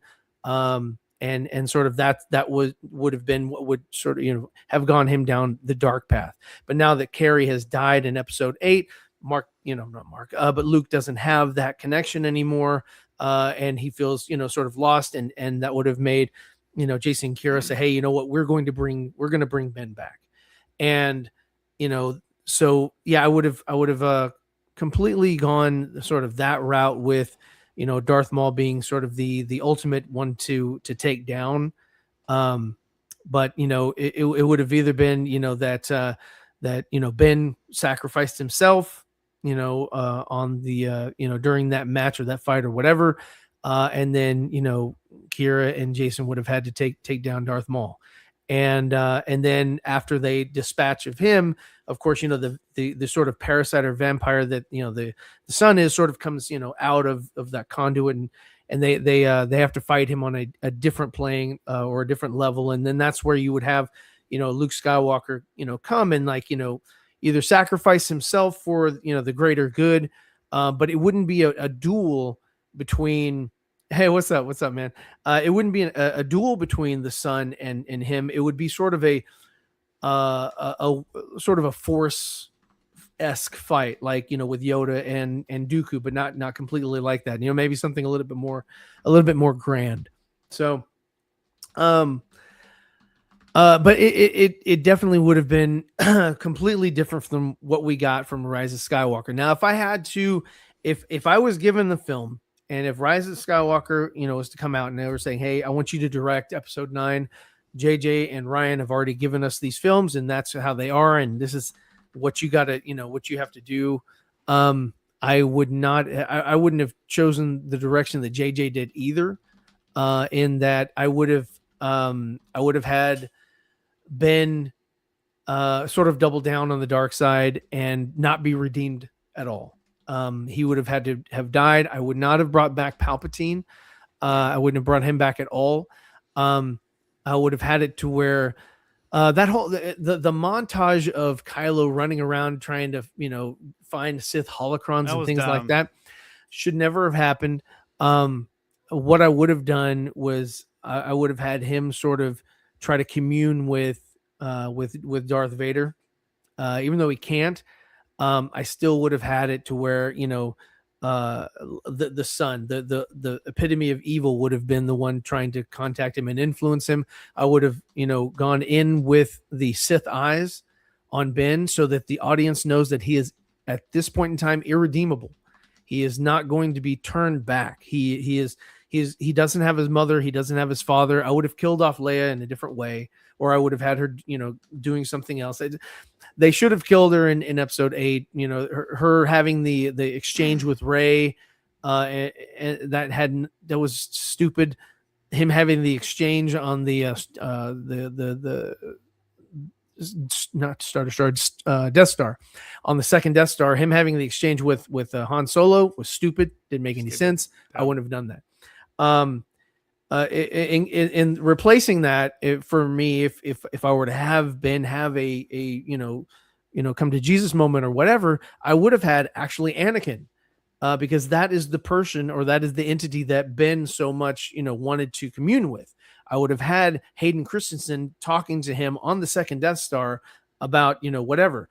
I wouldn't have changed. I wouldn't have made Ben redeemable. But I mean, if I had to, and if that was a scene that I had to do, or had to kind of give him that moment, I would have chosen Hayden versus bring back Harrison, and sort of give him that same sort of speech. And I was just kind of like, okay, this just doesn't work. And I understand that they were trying to like give Carrie a good send off, but the send off that they gave her wasn't that good either. They killed her off, and she should have died in episode 8, but then they also just killed her in episode 9. So I was like, okay, what exactly are we doing here? When she got sucked out, I was like, oh, that's how they're gonna kill her off. That makes sense. And then when I was watching the Mary film, Poppins scene, I was like, oh, what? Yeah. Oh, she's alive. It's almost like Ryan was like, well, I really like the scenes I shot with her on the base on Crate. I'm just gonna keep her alive. Fuck it. Yeah, they'll figure it out. You know what I mean? Like pretty much. And what I would have, and again, not to cut you off, but like, why wouldn't Kathleen Kennedy come in and say, hey, she just passed, we need to remove her from the movie? Because Kathleen was toting that Force is female thing, and they were like, we're just gonna leave it as is. This was her last movie. We're gonna show everything that we shot for her, and damn to be the next film. And we're gonna go back to JJ. He's not gonna know how to fix it. But that's okay, because Star Wars, viewers are. But dumb. she ended up dying in the Force Awakens or the Rise of Skywalker anyway. It was kind of like, why do we even do this for? Or like, why couldn't her interaction with Leia? Why couldn't she be a Force ghost? But then it's like, wait, she could see Force ghosts already. Fucking Obi-Wan had to be showing how to do that by Qui-Gon. Yeah, you know what I mean? It's like, what's happening? Sequel trilogy is not good. So, but I would have totally gone just a completely opposite direction. There was one thing that I did like, was that when the it was where like Luke was tormenting Ben as a Force ghost or something, and like kind of like being a creeper or whatever. I thought that was kind of a cool or interesting idea. But I would not have killed Luke in episode 8. That just the way he died was ridiculous. I wouldn't have had him disappear in the Force and then kind of force project himself to another planet or something, and that just didn't make any sense to me. It didn't make any sense. And yeah, I didn't like that at all. I would have kept him. I wouldn't have brought him, like, Andre was saying, I wouldn't have brought him back to Coruscant, because I would have, that type of Luke, who would have learned the mistakes of the Jedi, would not have set up or reestablished back on Coruscant because of the technology and the city life and all that. I believe he would have stayed somewhere where there's like nature. So it would have been, the jungle setting at Yavin 4. It would have connected to episode 4. I think it would have. I think it's a cool thing, but I also think it would have been it would have been something cool to show at the end. That like, oh shit, they're going to start there. That makes sense. I like that. Because in my trilogy, the First Order, they do strikes on the Jedi Council, on the Imperial Palace, which is where the center of, on the Senate, and so all these militaristic strikes on strongholds that that make the New Republic stronger would have been done to weaken them. And then at the end, he would have gone to Yavin 4, where it's more secluded, more remote, more in nature. Well, and the threat has been eliminated. I wouldn't have. Number one, I wouldn't have had that same mistake to where Luke's Jedi Council has anything to do with the New Republic, as far as like being ambassadors or like connected. So that wouldn't have been, for me, the First Order wouldn't have saw the Jedi Temple as a place to strike, because they're not peacekeepers of the universe. they are, they would have been completely something other than that. It wouldn't have been that same dynamic. I wouldn't have made it to where, the Jedi are now the new police again. See, I disagree only because of the fact that he's so close with Leia and Han and the rebellion that he would have been connected to them regardless. And, They have he holograms. I know, but what I'm saying is that like he would have been connected to their development as well, and that's why he would have been on Coruscant with them, because like they've been doing this together. Now all of a sudden he's like, I don't want to be a part of you guys. We are not peacekeepers. We're going a different route. Goodbye. Kind of like, whoa, Luke, No, it wouldn't what's be your like deal, bro? Shut off. But I mean, again, it wouldn't have been to where So he's like Anthony's like, huh? Okay, yeah, that's what he said. But yeah, I wouldn't say that Luke would make the same mistakes, because he would have learned from Ben and from Yoda that's what happened with them. And you don't want to do this. You don't want to set it up as the same trope, the same situation. I would think that the New Republic, they would really want the resources and the help from the Jedi, and so that's why I think they would have stayed there, because they would have been like, hey, we're gonna need your support in this as well, because we're trying to rebuild the Republic after in the downfall of the Empire, and he would have been like, yeah, we're gonna do this together, because we're gonna be one united force, and we're gonna do that now. In the next one, when they go to Yavin 4, I agree that they would have been a little bit more separated from the New Republic. Like, we want to focus on doing our building up the Jedi in our own vision, similar to what it used to be in the past. I don't know, but that's just me. But I think, if anyone would have watched this episode and last episode, they would go, wow, Disney really fucked this up. No, I think just with the ideas that you and I have both presented, I think that they would have said, hey, you know what? Maybe we should have taken a little bit longer to sort of vet these things, give some rationale behind them, because a lot of people, don't understand that these guys, they went in, they did this thing, they had a timeline, they had deadline dates, and they had to execute these things and get it out there. And when you rush something like art, it doesn't come back as something beautiful. It comes back as something catastrophic. And that's what we got in the sequel trilogy. That's why episode 7 was more was the best of the three, because they had to take their time to try to make something. They didn't refine it as well as they could have, because we again, Andre and I both pointed out plenty of flaws, plenty of problems in episode 7 in itself, where when they were done with it, they're like, you know what? We made a lot of money moving forward. We're good. I don't think we have to make any adjustments. Everything's fine. Let's keep going. And, the copy's good. Just read it. That's pretty much it. So yeah, I think that our trilogies, even though they do share some ideas, they also deviate. I think that they both offer something better than what Disney creatives or creative people were not able to do over at Lucasfilm. Their Lucasfilm writing team, they have a Lucasfilm team that writes, and they suck, apparently. Oh, they're terrible. They're god awful. Because you can tell, because the writing has been so horribly bad over the years. Yeah. There's no ifs, ands, buts about it. The writing has been what has failed them over and over again. And they seem to have no intention on ever fixing that. Mm-hmm. No. And only time will tell. Disney has a new CEO that took over Bob Iger's job. They just announced that today. It should have been fuck that guy. It should have been one of our breaking news. But I don't have any idea. I don't know where this guy's come from. I don't have any background on what he's done or what he could do possibly in the future. But I would imagine that even the lady that Kathleen appointed, has similar values as her. So I see that they'll pivot a little bit, but I don't believe that they're like, no, this is going to work in the long run. After 40, 50, 20,000 years, we are definitely going to we're going to raise some eyebrows eventually in the future after we're dead. I like what Craig says here. The only redeeming thing about the sequel trilogy is the music.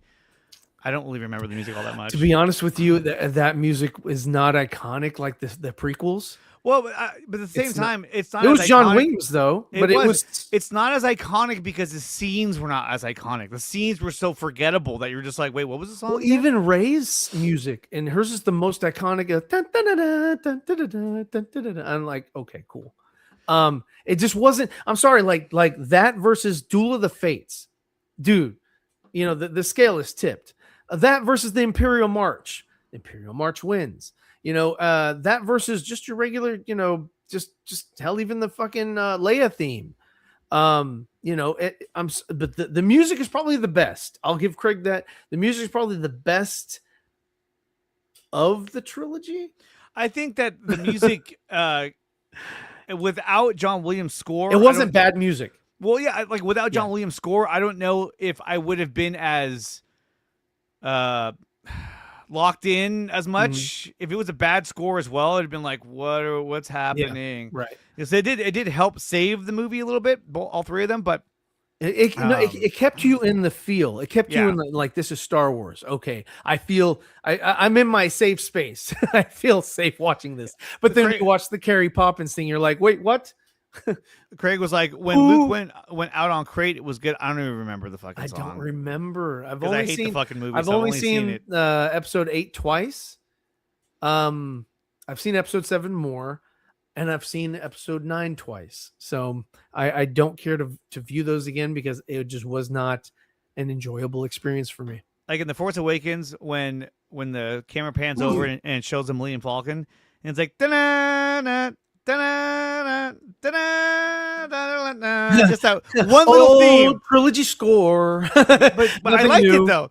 Yeah, because they're bringing it back. It's kind of like it was like it was like the Millennium Falcon. It was like talking almost. You know what I mean? It was like, oh shit! But then you didn't hear it again, which was fine. But I was fine with having that theme when they showed it. I was like, oh, nice, there it is.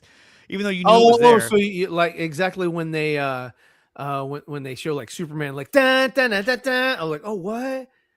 What are you talking about? John Williams' score for Superman. Whenever they kind of casually throw it in there in the new Superman movies, and they just kind of put John Williams' little Superman theme for like a second, you know. Well, but it'd be one thing if it was Christopher Reeve, but it's not. So if it was Christopher Reeve and he was alive, I'd be like, oh, that Brandon makes Routh, sense. the work from Brandon Routh. Yeah, So- but I'll be like, that makes sense. The Millennium Falcon is the same Millennium Falcon it was in No, in it's the other not. It's movies. different. They had a different dish. Oh, It was but they should have destroyed that. Yes. In the first film. If they was didn't good destroy it in the first one, they should have destroyed it in the second one. When the TIE fighters were chasing, when they hit the fucking planet, when they hit that what is it, Star Killer base, when that thing crashed onto that planet, that should have been it. Ain't no good no more. And somehow they were able to hop back in. Like, Yeah, let's like, go! okay.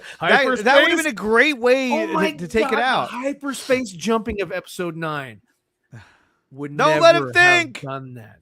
Don't let him think. That was so bad. It was like, bro, that same thing like the the ship going into hyperspace to destroy Snoke's ship. Just it breaks every law of Star Wars.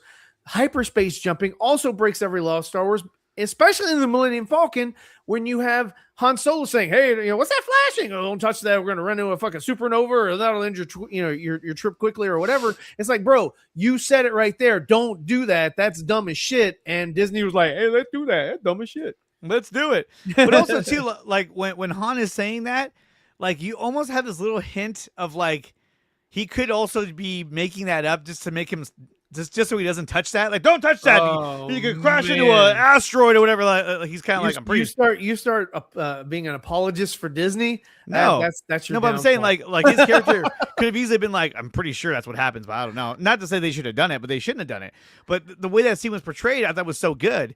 But yeah, the scene was fun, but it reminded me of like Star Tours, right? Like you dumb. can do that in Star dumb. Tours, but you can't do that on the big screen and make it make sense. It made no. It was the hyperspace jumping was dumb. The hyperspace into the rest of the ships was dumb because then it's kind of like, oh, you could have done that to the Death Star. You could have done that to almost. You could have had an unmanned ship with a droid piloting it, and they could have done that to the Death Star. They could have done that But that's you know, my Death thing Star is that, like, 2 and again, yeah. it shows you Kathleen Kennedy is not a creative, because any creative would have been like, whoa, hold on. If you do that, you're going to open the can of worms. No, I'm sorry. Cool idea, but no, we're not doing that. Yeah. Instead, she was like, yeah, I think that's good. Do you need another special effects artist? Yeah. Okay, I'll get them to you right I've now. got plenty of them. I got plenty of money in the back, so let me know. The hyperspace crash, in my cut, it's the tearing apart of the lightsaber that does that. I don't know if the lightsaber was that powerful, though, but that'd be kind of cool. I think they should have thrown a lightsaber at the Death Star, and it We can't stop it. we can't stop. It's too dangerous. And no, it's true. Like the hyperspace crash, beautiful shot. It was beautifully shot. You know what I mean? It was just kinda cool. like, whoa. And they did the same thing with the Django, ship when when it had that explosion, there was no music and it was just the lighting. Yeah, it was just like, whoa. Yeah, that fucking was cool. That was fucking cool. but And he was in an asteroid belt, so it was like, oh, this is yeah. great. Yeah. But I'm sorry, but the hyperspace thing just made no sense. And it was stupid. It made no sense. I will agree, though, that after she does it, it looked fucking amazing. But at the same time, it's like, that looks cool, but that makes no sense. And now you've just fucked over Star Wars. My brains are going into my feet. I order you. Stop this thing. Buckle this. Buckle this. Such a great movie. But no, and the list goes on about all the fucking fuck ups they had. So the other thing I was talking to Ryan about last night was I was watching some of the scenes from The Force Awakens, and there was that shot, or there's a scene where I guess Rey got mad at one point and she's like ran out of the fucking place, which I'm like, where are you going, bitch? But when she was out there,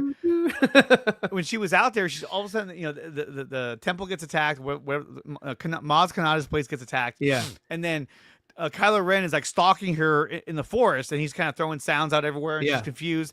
And then he pops out with his lightsaber, and she's just shooting him with her blaster because that's all she knows how to do. Yeah. And she has a look of fear and desperation on her. And then he freezes her, and then he's like, he's like, where's the map? And where's the girl? But to Where me, are the drugs? I like that scene because I was like, yeah, it shows that like he's way more powerful than she is because she's untrained. She's nobody right now.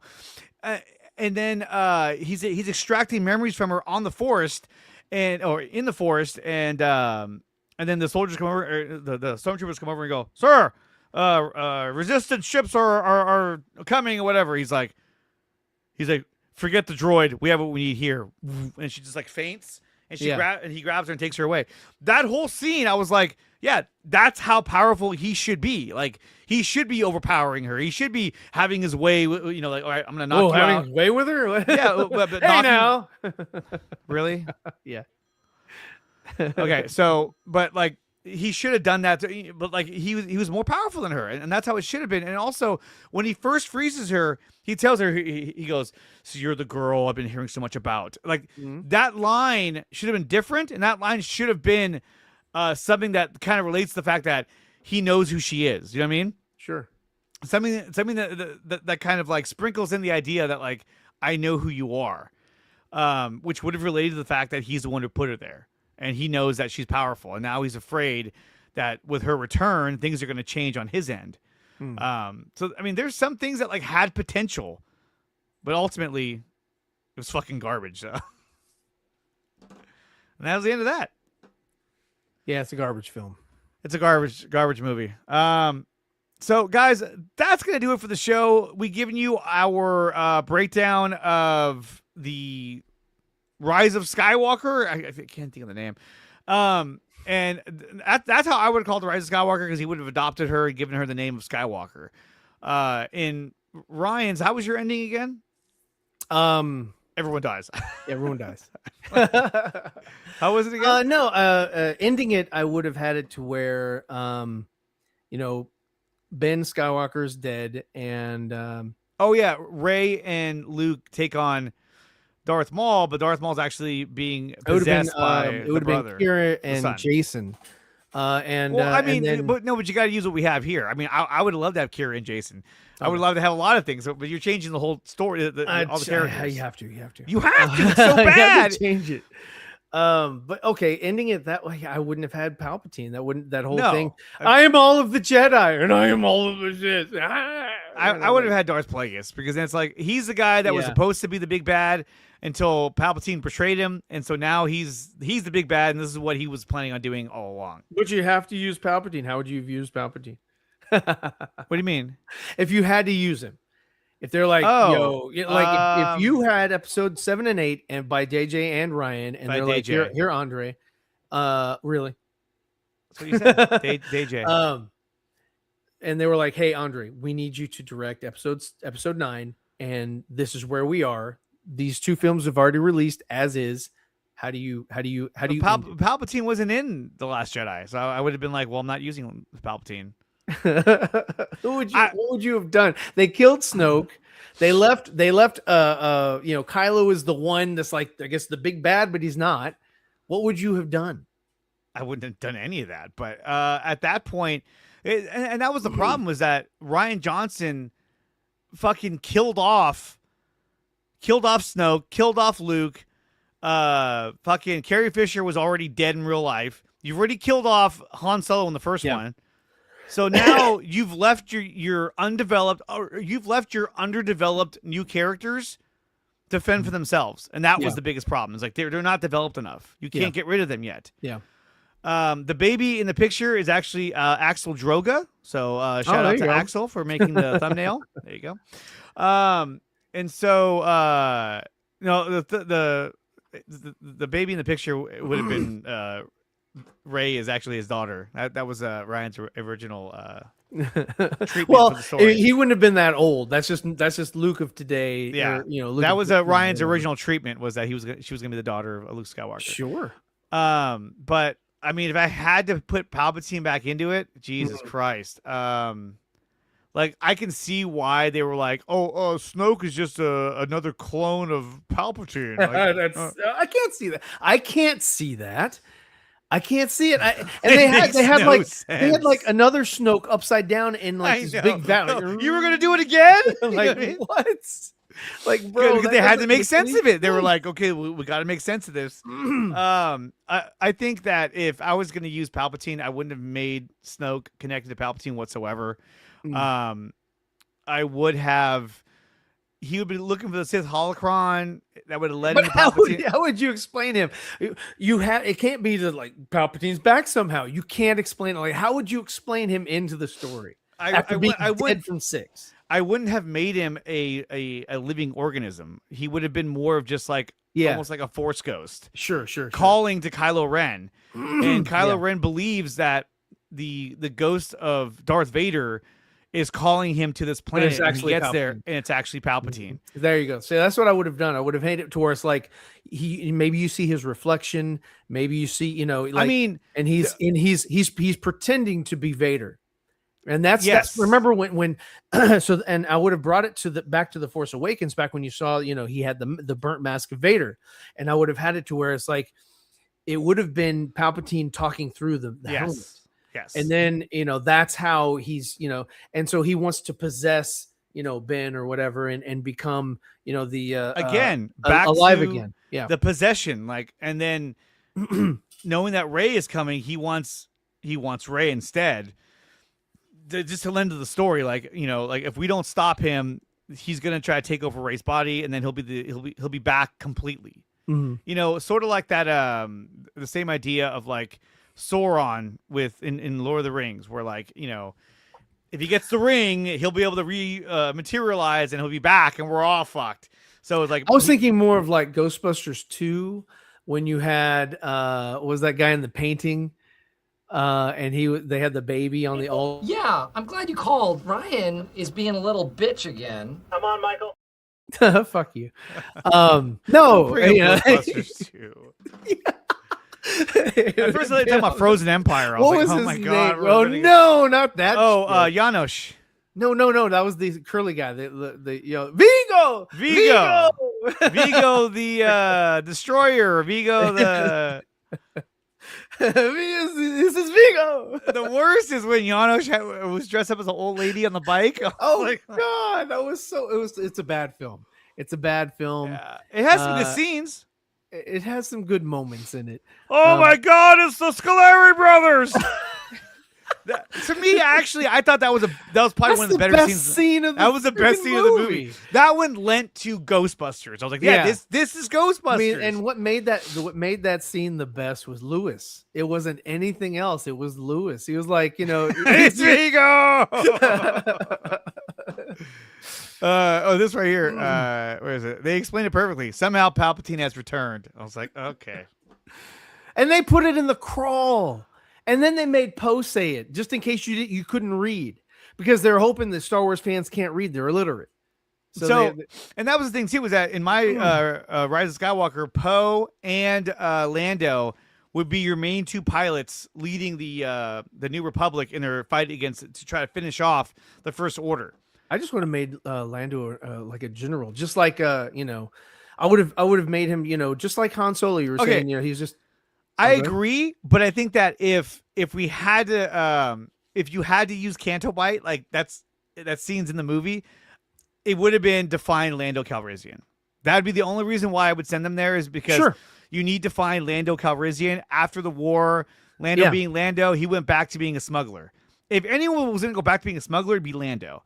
And so you go to Canto Bite and you have to find Lando Calrissian. And then, like I said, Lando would have his own crew of people, kind of like the his own group of pirates. That's where they would meet up with Rose Tico. She's on that planet, and she helps them find her. No, yes. I wouldn't. You have to use her. You have to use her. Yeah, and that's how. Yeah. If I had to use her, that's how I would use her. As like she's the person that they meet in that to help find Lando. I just wouldn't have him just kind of arbitrarily like run into him. I'd be like, oh no, I know that guy. Okay, I would have had Rose Tico be the same person. But I would have changed elements about her. I would not have. I wouldn't have. No relationship with Finn. That seemed forced. It seemed uncomfortable. There would like the way he found her, how he was trying to escape, and he found her on the in the escape pods guarding it. Whatever. To me that was fine. I think that they just would have ended up being friends, and she would have been. She would have been like their techie friend. She's the one who understands technology, and she helps. She helps break into the Canto Bite, and she could have gone with him. That's fine, but no relationship. Yeah, and no return to the Imperial or the First Order ship to take down the hyperdrive. No, that's dumb. It would have been to go find Lando Calrissian. They would have found him. Whatever the fuck would have happened, and then when they're being attacked on Crate, instead of Rey showing up like woohoo, bloody Falcon, it would have been. They hate that ship. I know. It should have been that Lando and his group of marauders or pirates, whatever, they show up to help them. They don't destroy the New Order, but they help them in the fight against the New Order. Yeah. You know what I mean? And that would have been like, okay, I get it now. Like now they're here to help. And then later Rey shows up, and then we kind of go from there. Yeah. Well, no, because Rey wouldn't have shown up. Rey would have been on the ship with what do you call it? She would have been on the ship with Kylo Ren, doing the whole. Snoke would have been saying, I'm actually Darth Plagueis. I created you, all this stuff. Meanwhile, Lando shows up and helps them fight the battle against Crate. Because, at that point, you're just fighting a battle. And so how do you hold them off? Well, now we got reinforcements. Now let's go back up to the ship where, Rey and Kylo are fighting, should have been fighting the Knights of Ren, not the Imperial Guards. The Knights of Ren should have been fighting them. And then Snoke gets away.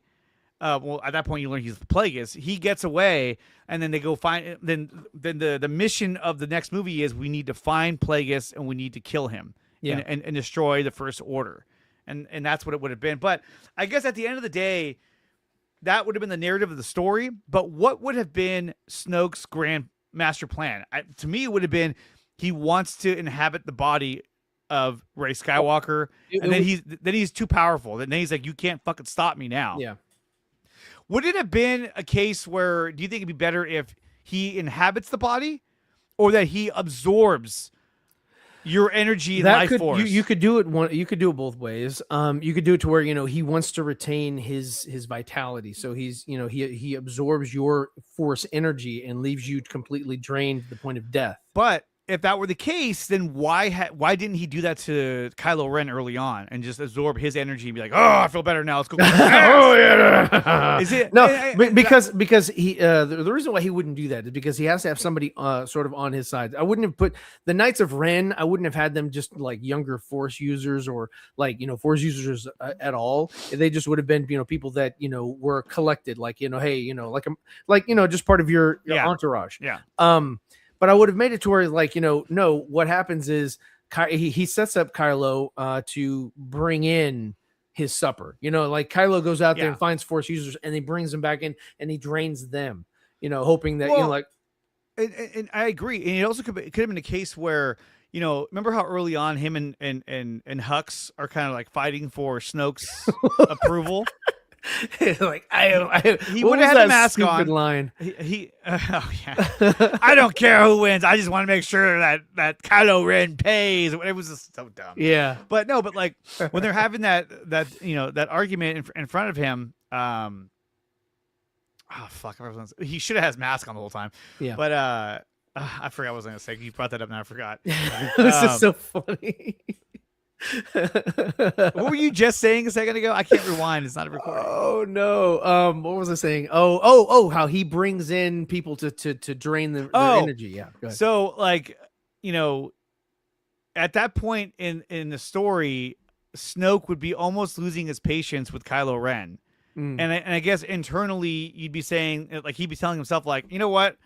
This fucking kid keeps fucking up. I'm just gonna fucking kill him. You know what I mean? But like he wouldn't say it out loud. But you get the like. No, I mean, what am I supposed to do with you? Yeah, exactly. Yeah, where you're like, oh, maybe he was gonna turn on him, and then he tells her he tells Snoke, who's actually Plagueis. He shouldn't have been Snoke to begin with. He should have just been Darth Plagueis, or he should have just been called Supreme Leader. Then later he says, my name is Darth Plagueis. Then you're like, oh, there it is. The name Snoke should have never existed. So Snoke is a bad name in general. He should have just been known as the Supreme Leader. And so you're like, well, who is that? Who is the Supreme Leader? And so then he would have told Supreme Leader that, or he would have said Master, because he would have been the one who's teaching. Call him Leader Supreme. Leader Supreme. Supreme with sour cream. But... he would have told her or told him about a girl. Or no, I would have had Hux be the one to say they found a young girl on the planet. What young girl? Like, we don't know who she is, but she's, like, and basically they talk about how they found a young girl, and that kind of brings that back into the forefront. Like, what do you mean you found a young girl? Who is this girl? And then he uses his ability, he would kind of search her out and then realizes that, he sends Kylo Ren, I need you to go find this girl and bring her to me, because you've assumed that he's already reached out and been like, oh my God, that might be the girl that has been lost, And so then Kylo's like, oh shit, now I got to go find this girl, like, I don't want to kill her, but I can't have her take over for me, so there'd be a little bit of a conflict between the two of them. So, but yeah. And to me, if you made Rey a creation, he created her with midichlorians in the later in the stomach of Mara Jade.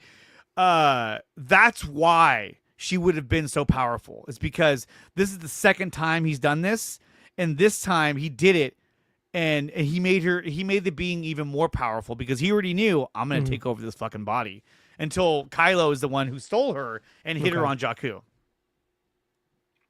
Or another option could have been that Luke is the one who caught her, or Luke is the one who captured her and hit her on Jakku because he was trying to hide her from Snoke. It's a possibility. You know what I mean? Yeah. But then when you meet Luke, he'd have been like, oh shit, you found me? Like, that wasn't me. Like, stage left. I would have, to me, it would have been intriguing and a better story if when they go back to Coruscant, all the main characters, Luke and Leia, Leia and Han are kind of wondering who she is, and Leia would have been like, she's strong, she has a strong connection to the Force. I can sense it. I think it's best you take her to Luke, and then he takes her to Luke, And that's when Luke is like, "Who are you?" And she was like, "I'm nobody, and nobody's nobody." And then, he talks to Han. He tells her like, like she has an extremely strong connection to the Force, but I don't understand how she could have existed, and we have not sensed or known about her. And then I would have had him be like, take a blood sample, and she would have been like, "What's that for?" Like, we're testing your metachlorian count, and then it would have been like, "Oh, cool, metachlorians are back. I like that." Yeah. And then you would have saw that her metachlorians were off the charts, and so you're don't say off the charts. But you know what I mean? Then you'd be like, "What the fuck? Like, who the fuck is this?" And then at the end of the second movie, that's when you find out that it was created by Plagueis in the same mold as Anakin Skywalker, but this time he added more to it to make her even more powerful, because he wanted to be able to take over her body at a younger age and be able or absorb her energy at a younger age and be more powerful faster. So almost by default, she's stronger than most people were because she was created that way. But to me, a lot of her abilities should have came at like, how do I say it's the right way? Like she discovers an ability or two by accident, and in discovering it, she fucks something up. Like, I mean, like you know what I mean? Where she's like, "No, wait," and like, "What'd you just do?" Like, I don't know. Didn't she kill Chewie? I know, but that, she was like, but you know what I mean? Like, it could have been something where, she's like their lead, or I don't know, something where she accidentally uses her abilities, but she doesn't even know how she did it. And then you're also saying that like, was how such is she a piss powerful? poor way of showing that she was related to Palpatine was the Force lightning. That was dumb. That was the worst. That whole scene was dumb. The whole scene was stupid. It was dumb setup. It's like Chewie. Oh no! Oh, he's on the other ship. Like it's like the mushroom. Like, oh, the princess is in another castle. It's like, what? Well, there was that coupled with the Lando just being there, like, hey, I hope you found me. Hey, I've been here ever since. And then they're on those speeders, and they're like, look, there's the ship. It's just sitting on top of a mountain, like. It was like, Lando, you didn't fucking see that after how many years? Like, the fuck you been doing the whole time? I mean, he's been partying. And then not only that, but then like the flying stormtroopers like shoot their speeder and like and they get thrown on top of that sand, and it's quicksand, and they're like, oh, and then they land in those tunnels, and they're like, look, that's the guy who had the ship. He's dead. It's just like, and then she's like, look right here in the dirt. The dagger. It was like, well, how'd you find it? And then it has to line up with the wreckage of who the fuck made that? How did you know where to stand? Look, I'll give him this. The wreckage of the Death Star, fucking cool. Oh, Love yeah, the visuals of that looked awesome. I was like, but the dagger was the dumbest. It was worse than the Goonies shit. Where the Goonies, they had the medallion. They're like, but at least then they're going off of land masses. You know yes, what I mean? it makes sense. But for Rey, it was like, how do you know to stand in this huge wreckage? This is where you stand for the dagger to work properly. Why was it a dagger? It could have been anything else. It wasn't a dagger. It could have been a holocron. It could have been something. They're like if a we make a wayfinder. dagger, then the nerds will make it. They'll make this artifact, and then they'll buy the toys. They'll buy the toy. They'll buy the dagger, and they'll display it in their homes. Which, if anybody is displaying a dagger like that in their homes, please log off now. So, I mean, it was, it was stupid. The dagger was dumb. That whole storyline was dumb. Oh God, it was so bad. That's why they should have brought Lando in at the end of The Last Jedi. And man, God, they fucked this up so bad. Yeah, Lando scene didn't make any fucking sense. Okay, let's see here. Why is this thing always opens up and I can't shut it? It's like a. There we go. Then you could have had the rebellion witness Plagueis and Kylo doing the song and dance of the power of one, the power of many. I remember I was like, what am I watching right now? And honestly, I think some of it has to do with the fact that it's on Disney Plus, and they know kids are going to have access to it. They don't care about if kids are watching. They do not care if kids are watching. Not that they care, but what I'm saying is that because it's on Disney Plus and kids have access to this content, they're like, well, we got to make sure kids can watch it too. As opposed to if it was on, they do. Because if it was on, like, let's say Netflix, right? I don't know about you, probably not. But like my kids have their own kids account where they can go in there and watch certain content that's not of a certain rating. And so you can have your content be a little more adult, and kids, there are some kids out there that don't have access to it. Disney Plus, it just feels like they're like, well, it's on Disney. It's Disney. We can't have it too dark. We can't have it too violent. It's got to be Disney. And so to me, it's also a way of it hurts their product. They hurt we their s- own product. Can we have the Knights of Ren still stand around? Yeah, that's all they do. They just stand around, and then at the Like, end, they're there. and at the end, they're trying to fight Kylo Ren. He's just like, oh, they're all dead. Okay, Yeah, they serve no purpose. they didn't. I cast thee out. Avert your eyes. they may take on other forms. Oh, again, one more thing that we had to bring up, and Ryan brought it up yesterday, and I was like, dude, fuck yeah, is that for one, Kylo Ren should never taken off his mask until the very end of The Force Awakens when he got hit by the lightsaber. Even that fight was like, what's happening? Yeah. And they could have even explained that in a different way. I don't know. But Story for a different time. yeah, when when Rey hits his mask and it falls off, he should have had the Sith eyes. Mm-hmm.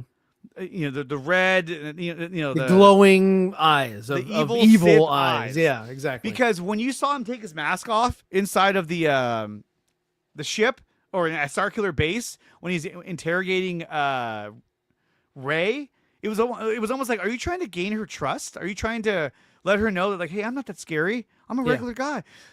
He should have never taken his mask off until the end. And when she hits him in the face and it falls off and he stands up, he's gonna have a huge scar across his face from the lightsaber, but he's gonna have the fucking crazy ass Sith eyes. And so that would have had a horror element to his character. Yeah. And you would have been like, oh fuck, he's fucking scary ass looking, like, and with Adam Driver's like intense like talking and those eyes, it would have played out really well. I think that's what they should have done. I think it would have added a lot of character to him. He would have been more of a monster. Yeah. And it's same thing, I wouldn't have made him redeemable, because that was the thing. If you're gonna, if you look at these movies, they all play sort of like, they kind of rhyme, the 1, 2, and 3, 4, 5, and 6, they rhyme. There's, a beginning and end, whatever. And they kind of go through the same sort of story arc or story trope. And I would have done the same thing, and I would have made it to where, he's not redeemable. He's already gone through the whole thing. He's and this is what they were trying to do. They were trying to play Darth Vader backwards in that, that's what they wanted to do with the Kylo character. They wanted to start him out in, as Return of the Jedi and gradually make him more evil by the end. And they didn't do that. They got cold feet. Yeah. And they went with the whole Reylo thing, and it was stupid. Like, and they ruined it. What did you think about the, in The Last Jedi when Snoke tells him, and take off that ridiculous mask, and he kind of makes fun of the mask, like basically calling him a poser, calling him like you're not who you think you are. There's no reason for you to be wearing the helmet because you're only wearing it for as a costume piece. But the thing is that the line was in there to sort of make fun of J.J. Abrams, for putting it in there in the first place. And then they went back in the in the Rise of Skywalker, and he mended it back together after it was shattered in 1,000 pieces. I know it was because he was like, "Oh, well, put it back I want him together." to have that." So yes, exactly. It was just because it's like, bro, instead of him just like fashioning a new mask or having a new helmet or something like that, they went back and pieced it together, and it was like it looked dumb, and it was also for a silly or dumb reason. And it was like, man, you guys really don't know what you're doing. But even in the fight with Obi-Wan and Anakin, he didn't have the Sith eyes. He should have had that. No, he went, no, not during the fight. But he was at the end. There. He did. Yeah. No. Before even what's his name? Before even Obi-Wan got temple, there, he had after he killed all of the people that were waiting on Mustafar. Yeah, he had the Sith eyes. He was just kind of like looking out in the, He should have kept him the entire time. I don't know why the entire time. And like here's a shot right here of the fight. This is like right before he dies, I think too. Is right here. He doesn't have it, and it's kind of like the whole fight. He should have just had the eyes. He should have. It should have been like it should have been like blind rage. To where he cannot control himself anymore. And that would have lent so much to Return of the Jedi when he was like, you don't know the power of the dark side. I must obey my master, because he can't control it. And by them just having him as with the regular eyes, it's like, oh well, I guess he can. I guess he can turn that shit I off. guess when he has wants all of to. his faculties. He's good. He's good to go. Yeah. He's doing this because he wants to, not because he has to. Which defeats the point of the villain. So, yeah, Like- I just Like, it's this is another fan misstep. made. It's not a really good shot, but like somebody gave him Sith eyes. Mhm. I would have made them a little more stronger than that, but I would have made him glow a little bit. Let me see if I can find one. And I kind of like they did with Anakin in the Obi-Wan TV show when they slit his mask, you could see his glowing red eyes or his glowing yellow eyes that Darth Maul had, and also Sidious, he also had it as well. And it's like, man, you guys should not be able to control that once you've gone full Sith, once you've gone full rage, that's it. It's like you're transformed. You can't keep It's not like Teen Wolf where it only shows whenever you're upset. It's like, okay, and then it subsides or it's gone or whatever. But hey, hold on 1 second for me. Like, here's okay. Like, here's an image right here. This is a fan made image, but just kind of showing you like he should have had the red eyes, the Sith eyes, with that fat scar on his face. He would have looked scarier. He would have been more of a monster, kind of like in the video Thriller when he had those crazy kind of like Sith eyes, and that would have made him more scary and more of a villain and more of someone that you have to worry about, who's a threat to you. And unfortunately, they didn't do that. Instead, they just gave him his regular eyes, which to me took away from some of the look of the character. Let's go to the chat real quick. Okay, standing around, yeah. Adam Driver is already scary. He has a face for radio. Yeah, I guess so. He had the eyes once he got his legs cut off. We're talking about Darth Maul. He always had the eyes. If that's what you're talking about, I'm not sure. I'm trying to say there's one more picture that a fan made that would look better to show off the Sith eyes. See that one? He has regular eyes. See. Very inconsistent. You would think it'd be like, oh yeah, let's do that. That makes so much more sense than that. But anyway. All right, guys, that's going to do it for the show. I want to thank everyone who came out today. I want to thank Craig. I want to thank Droga in the chat. If you're watching this later on, make sure you smash that like button and subscribe to the channel. If you want to support the channel, do so by becoming a member of the channel. The join button is right down below, and you get access to perks. You get access to little emoji images. A whole bunch of stuff. Definitely check that out. Become a member of the channel and help support the channel. I want to thank everyone who does support, or you can go on Patreon to look up the Nicotina Show, and you'll find us over on Patreon. Sorry, I was reading Craig's comment. Anakin. Okay, he's talking about Anakin.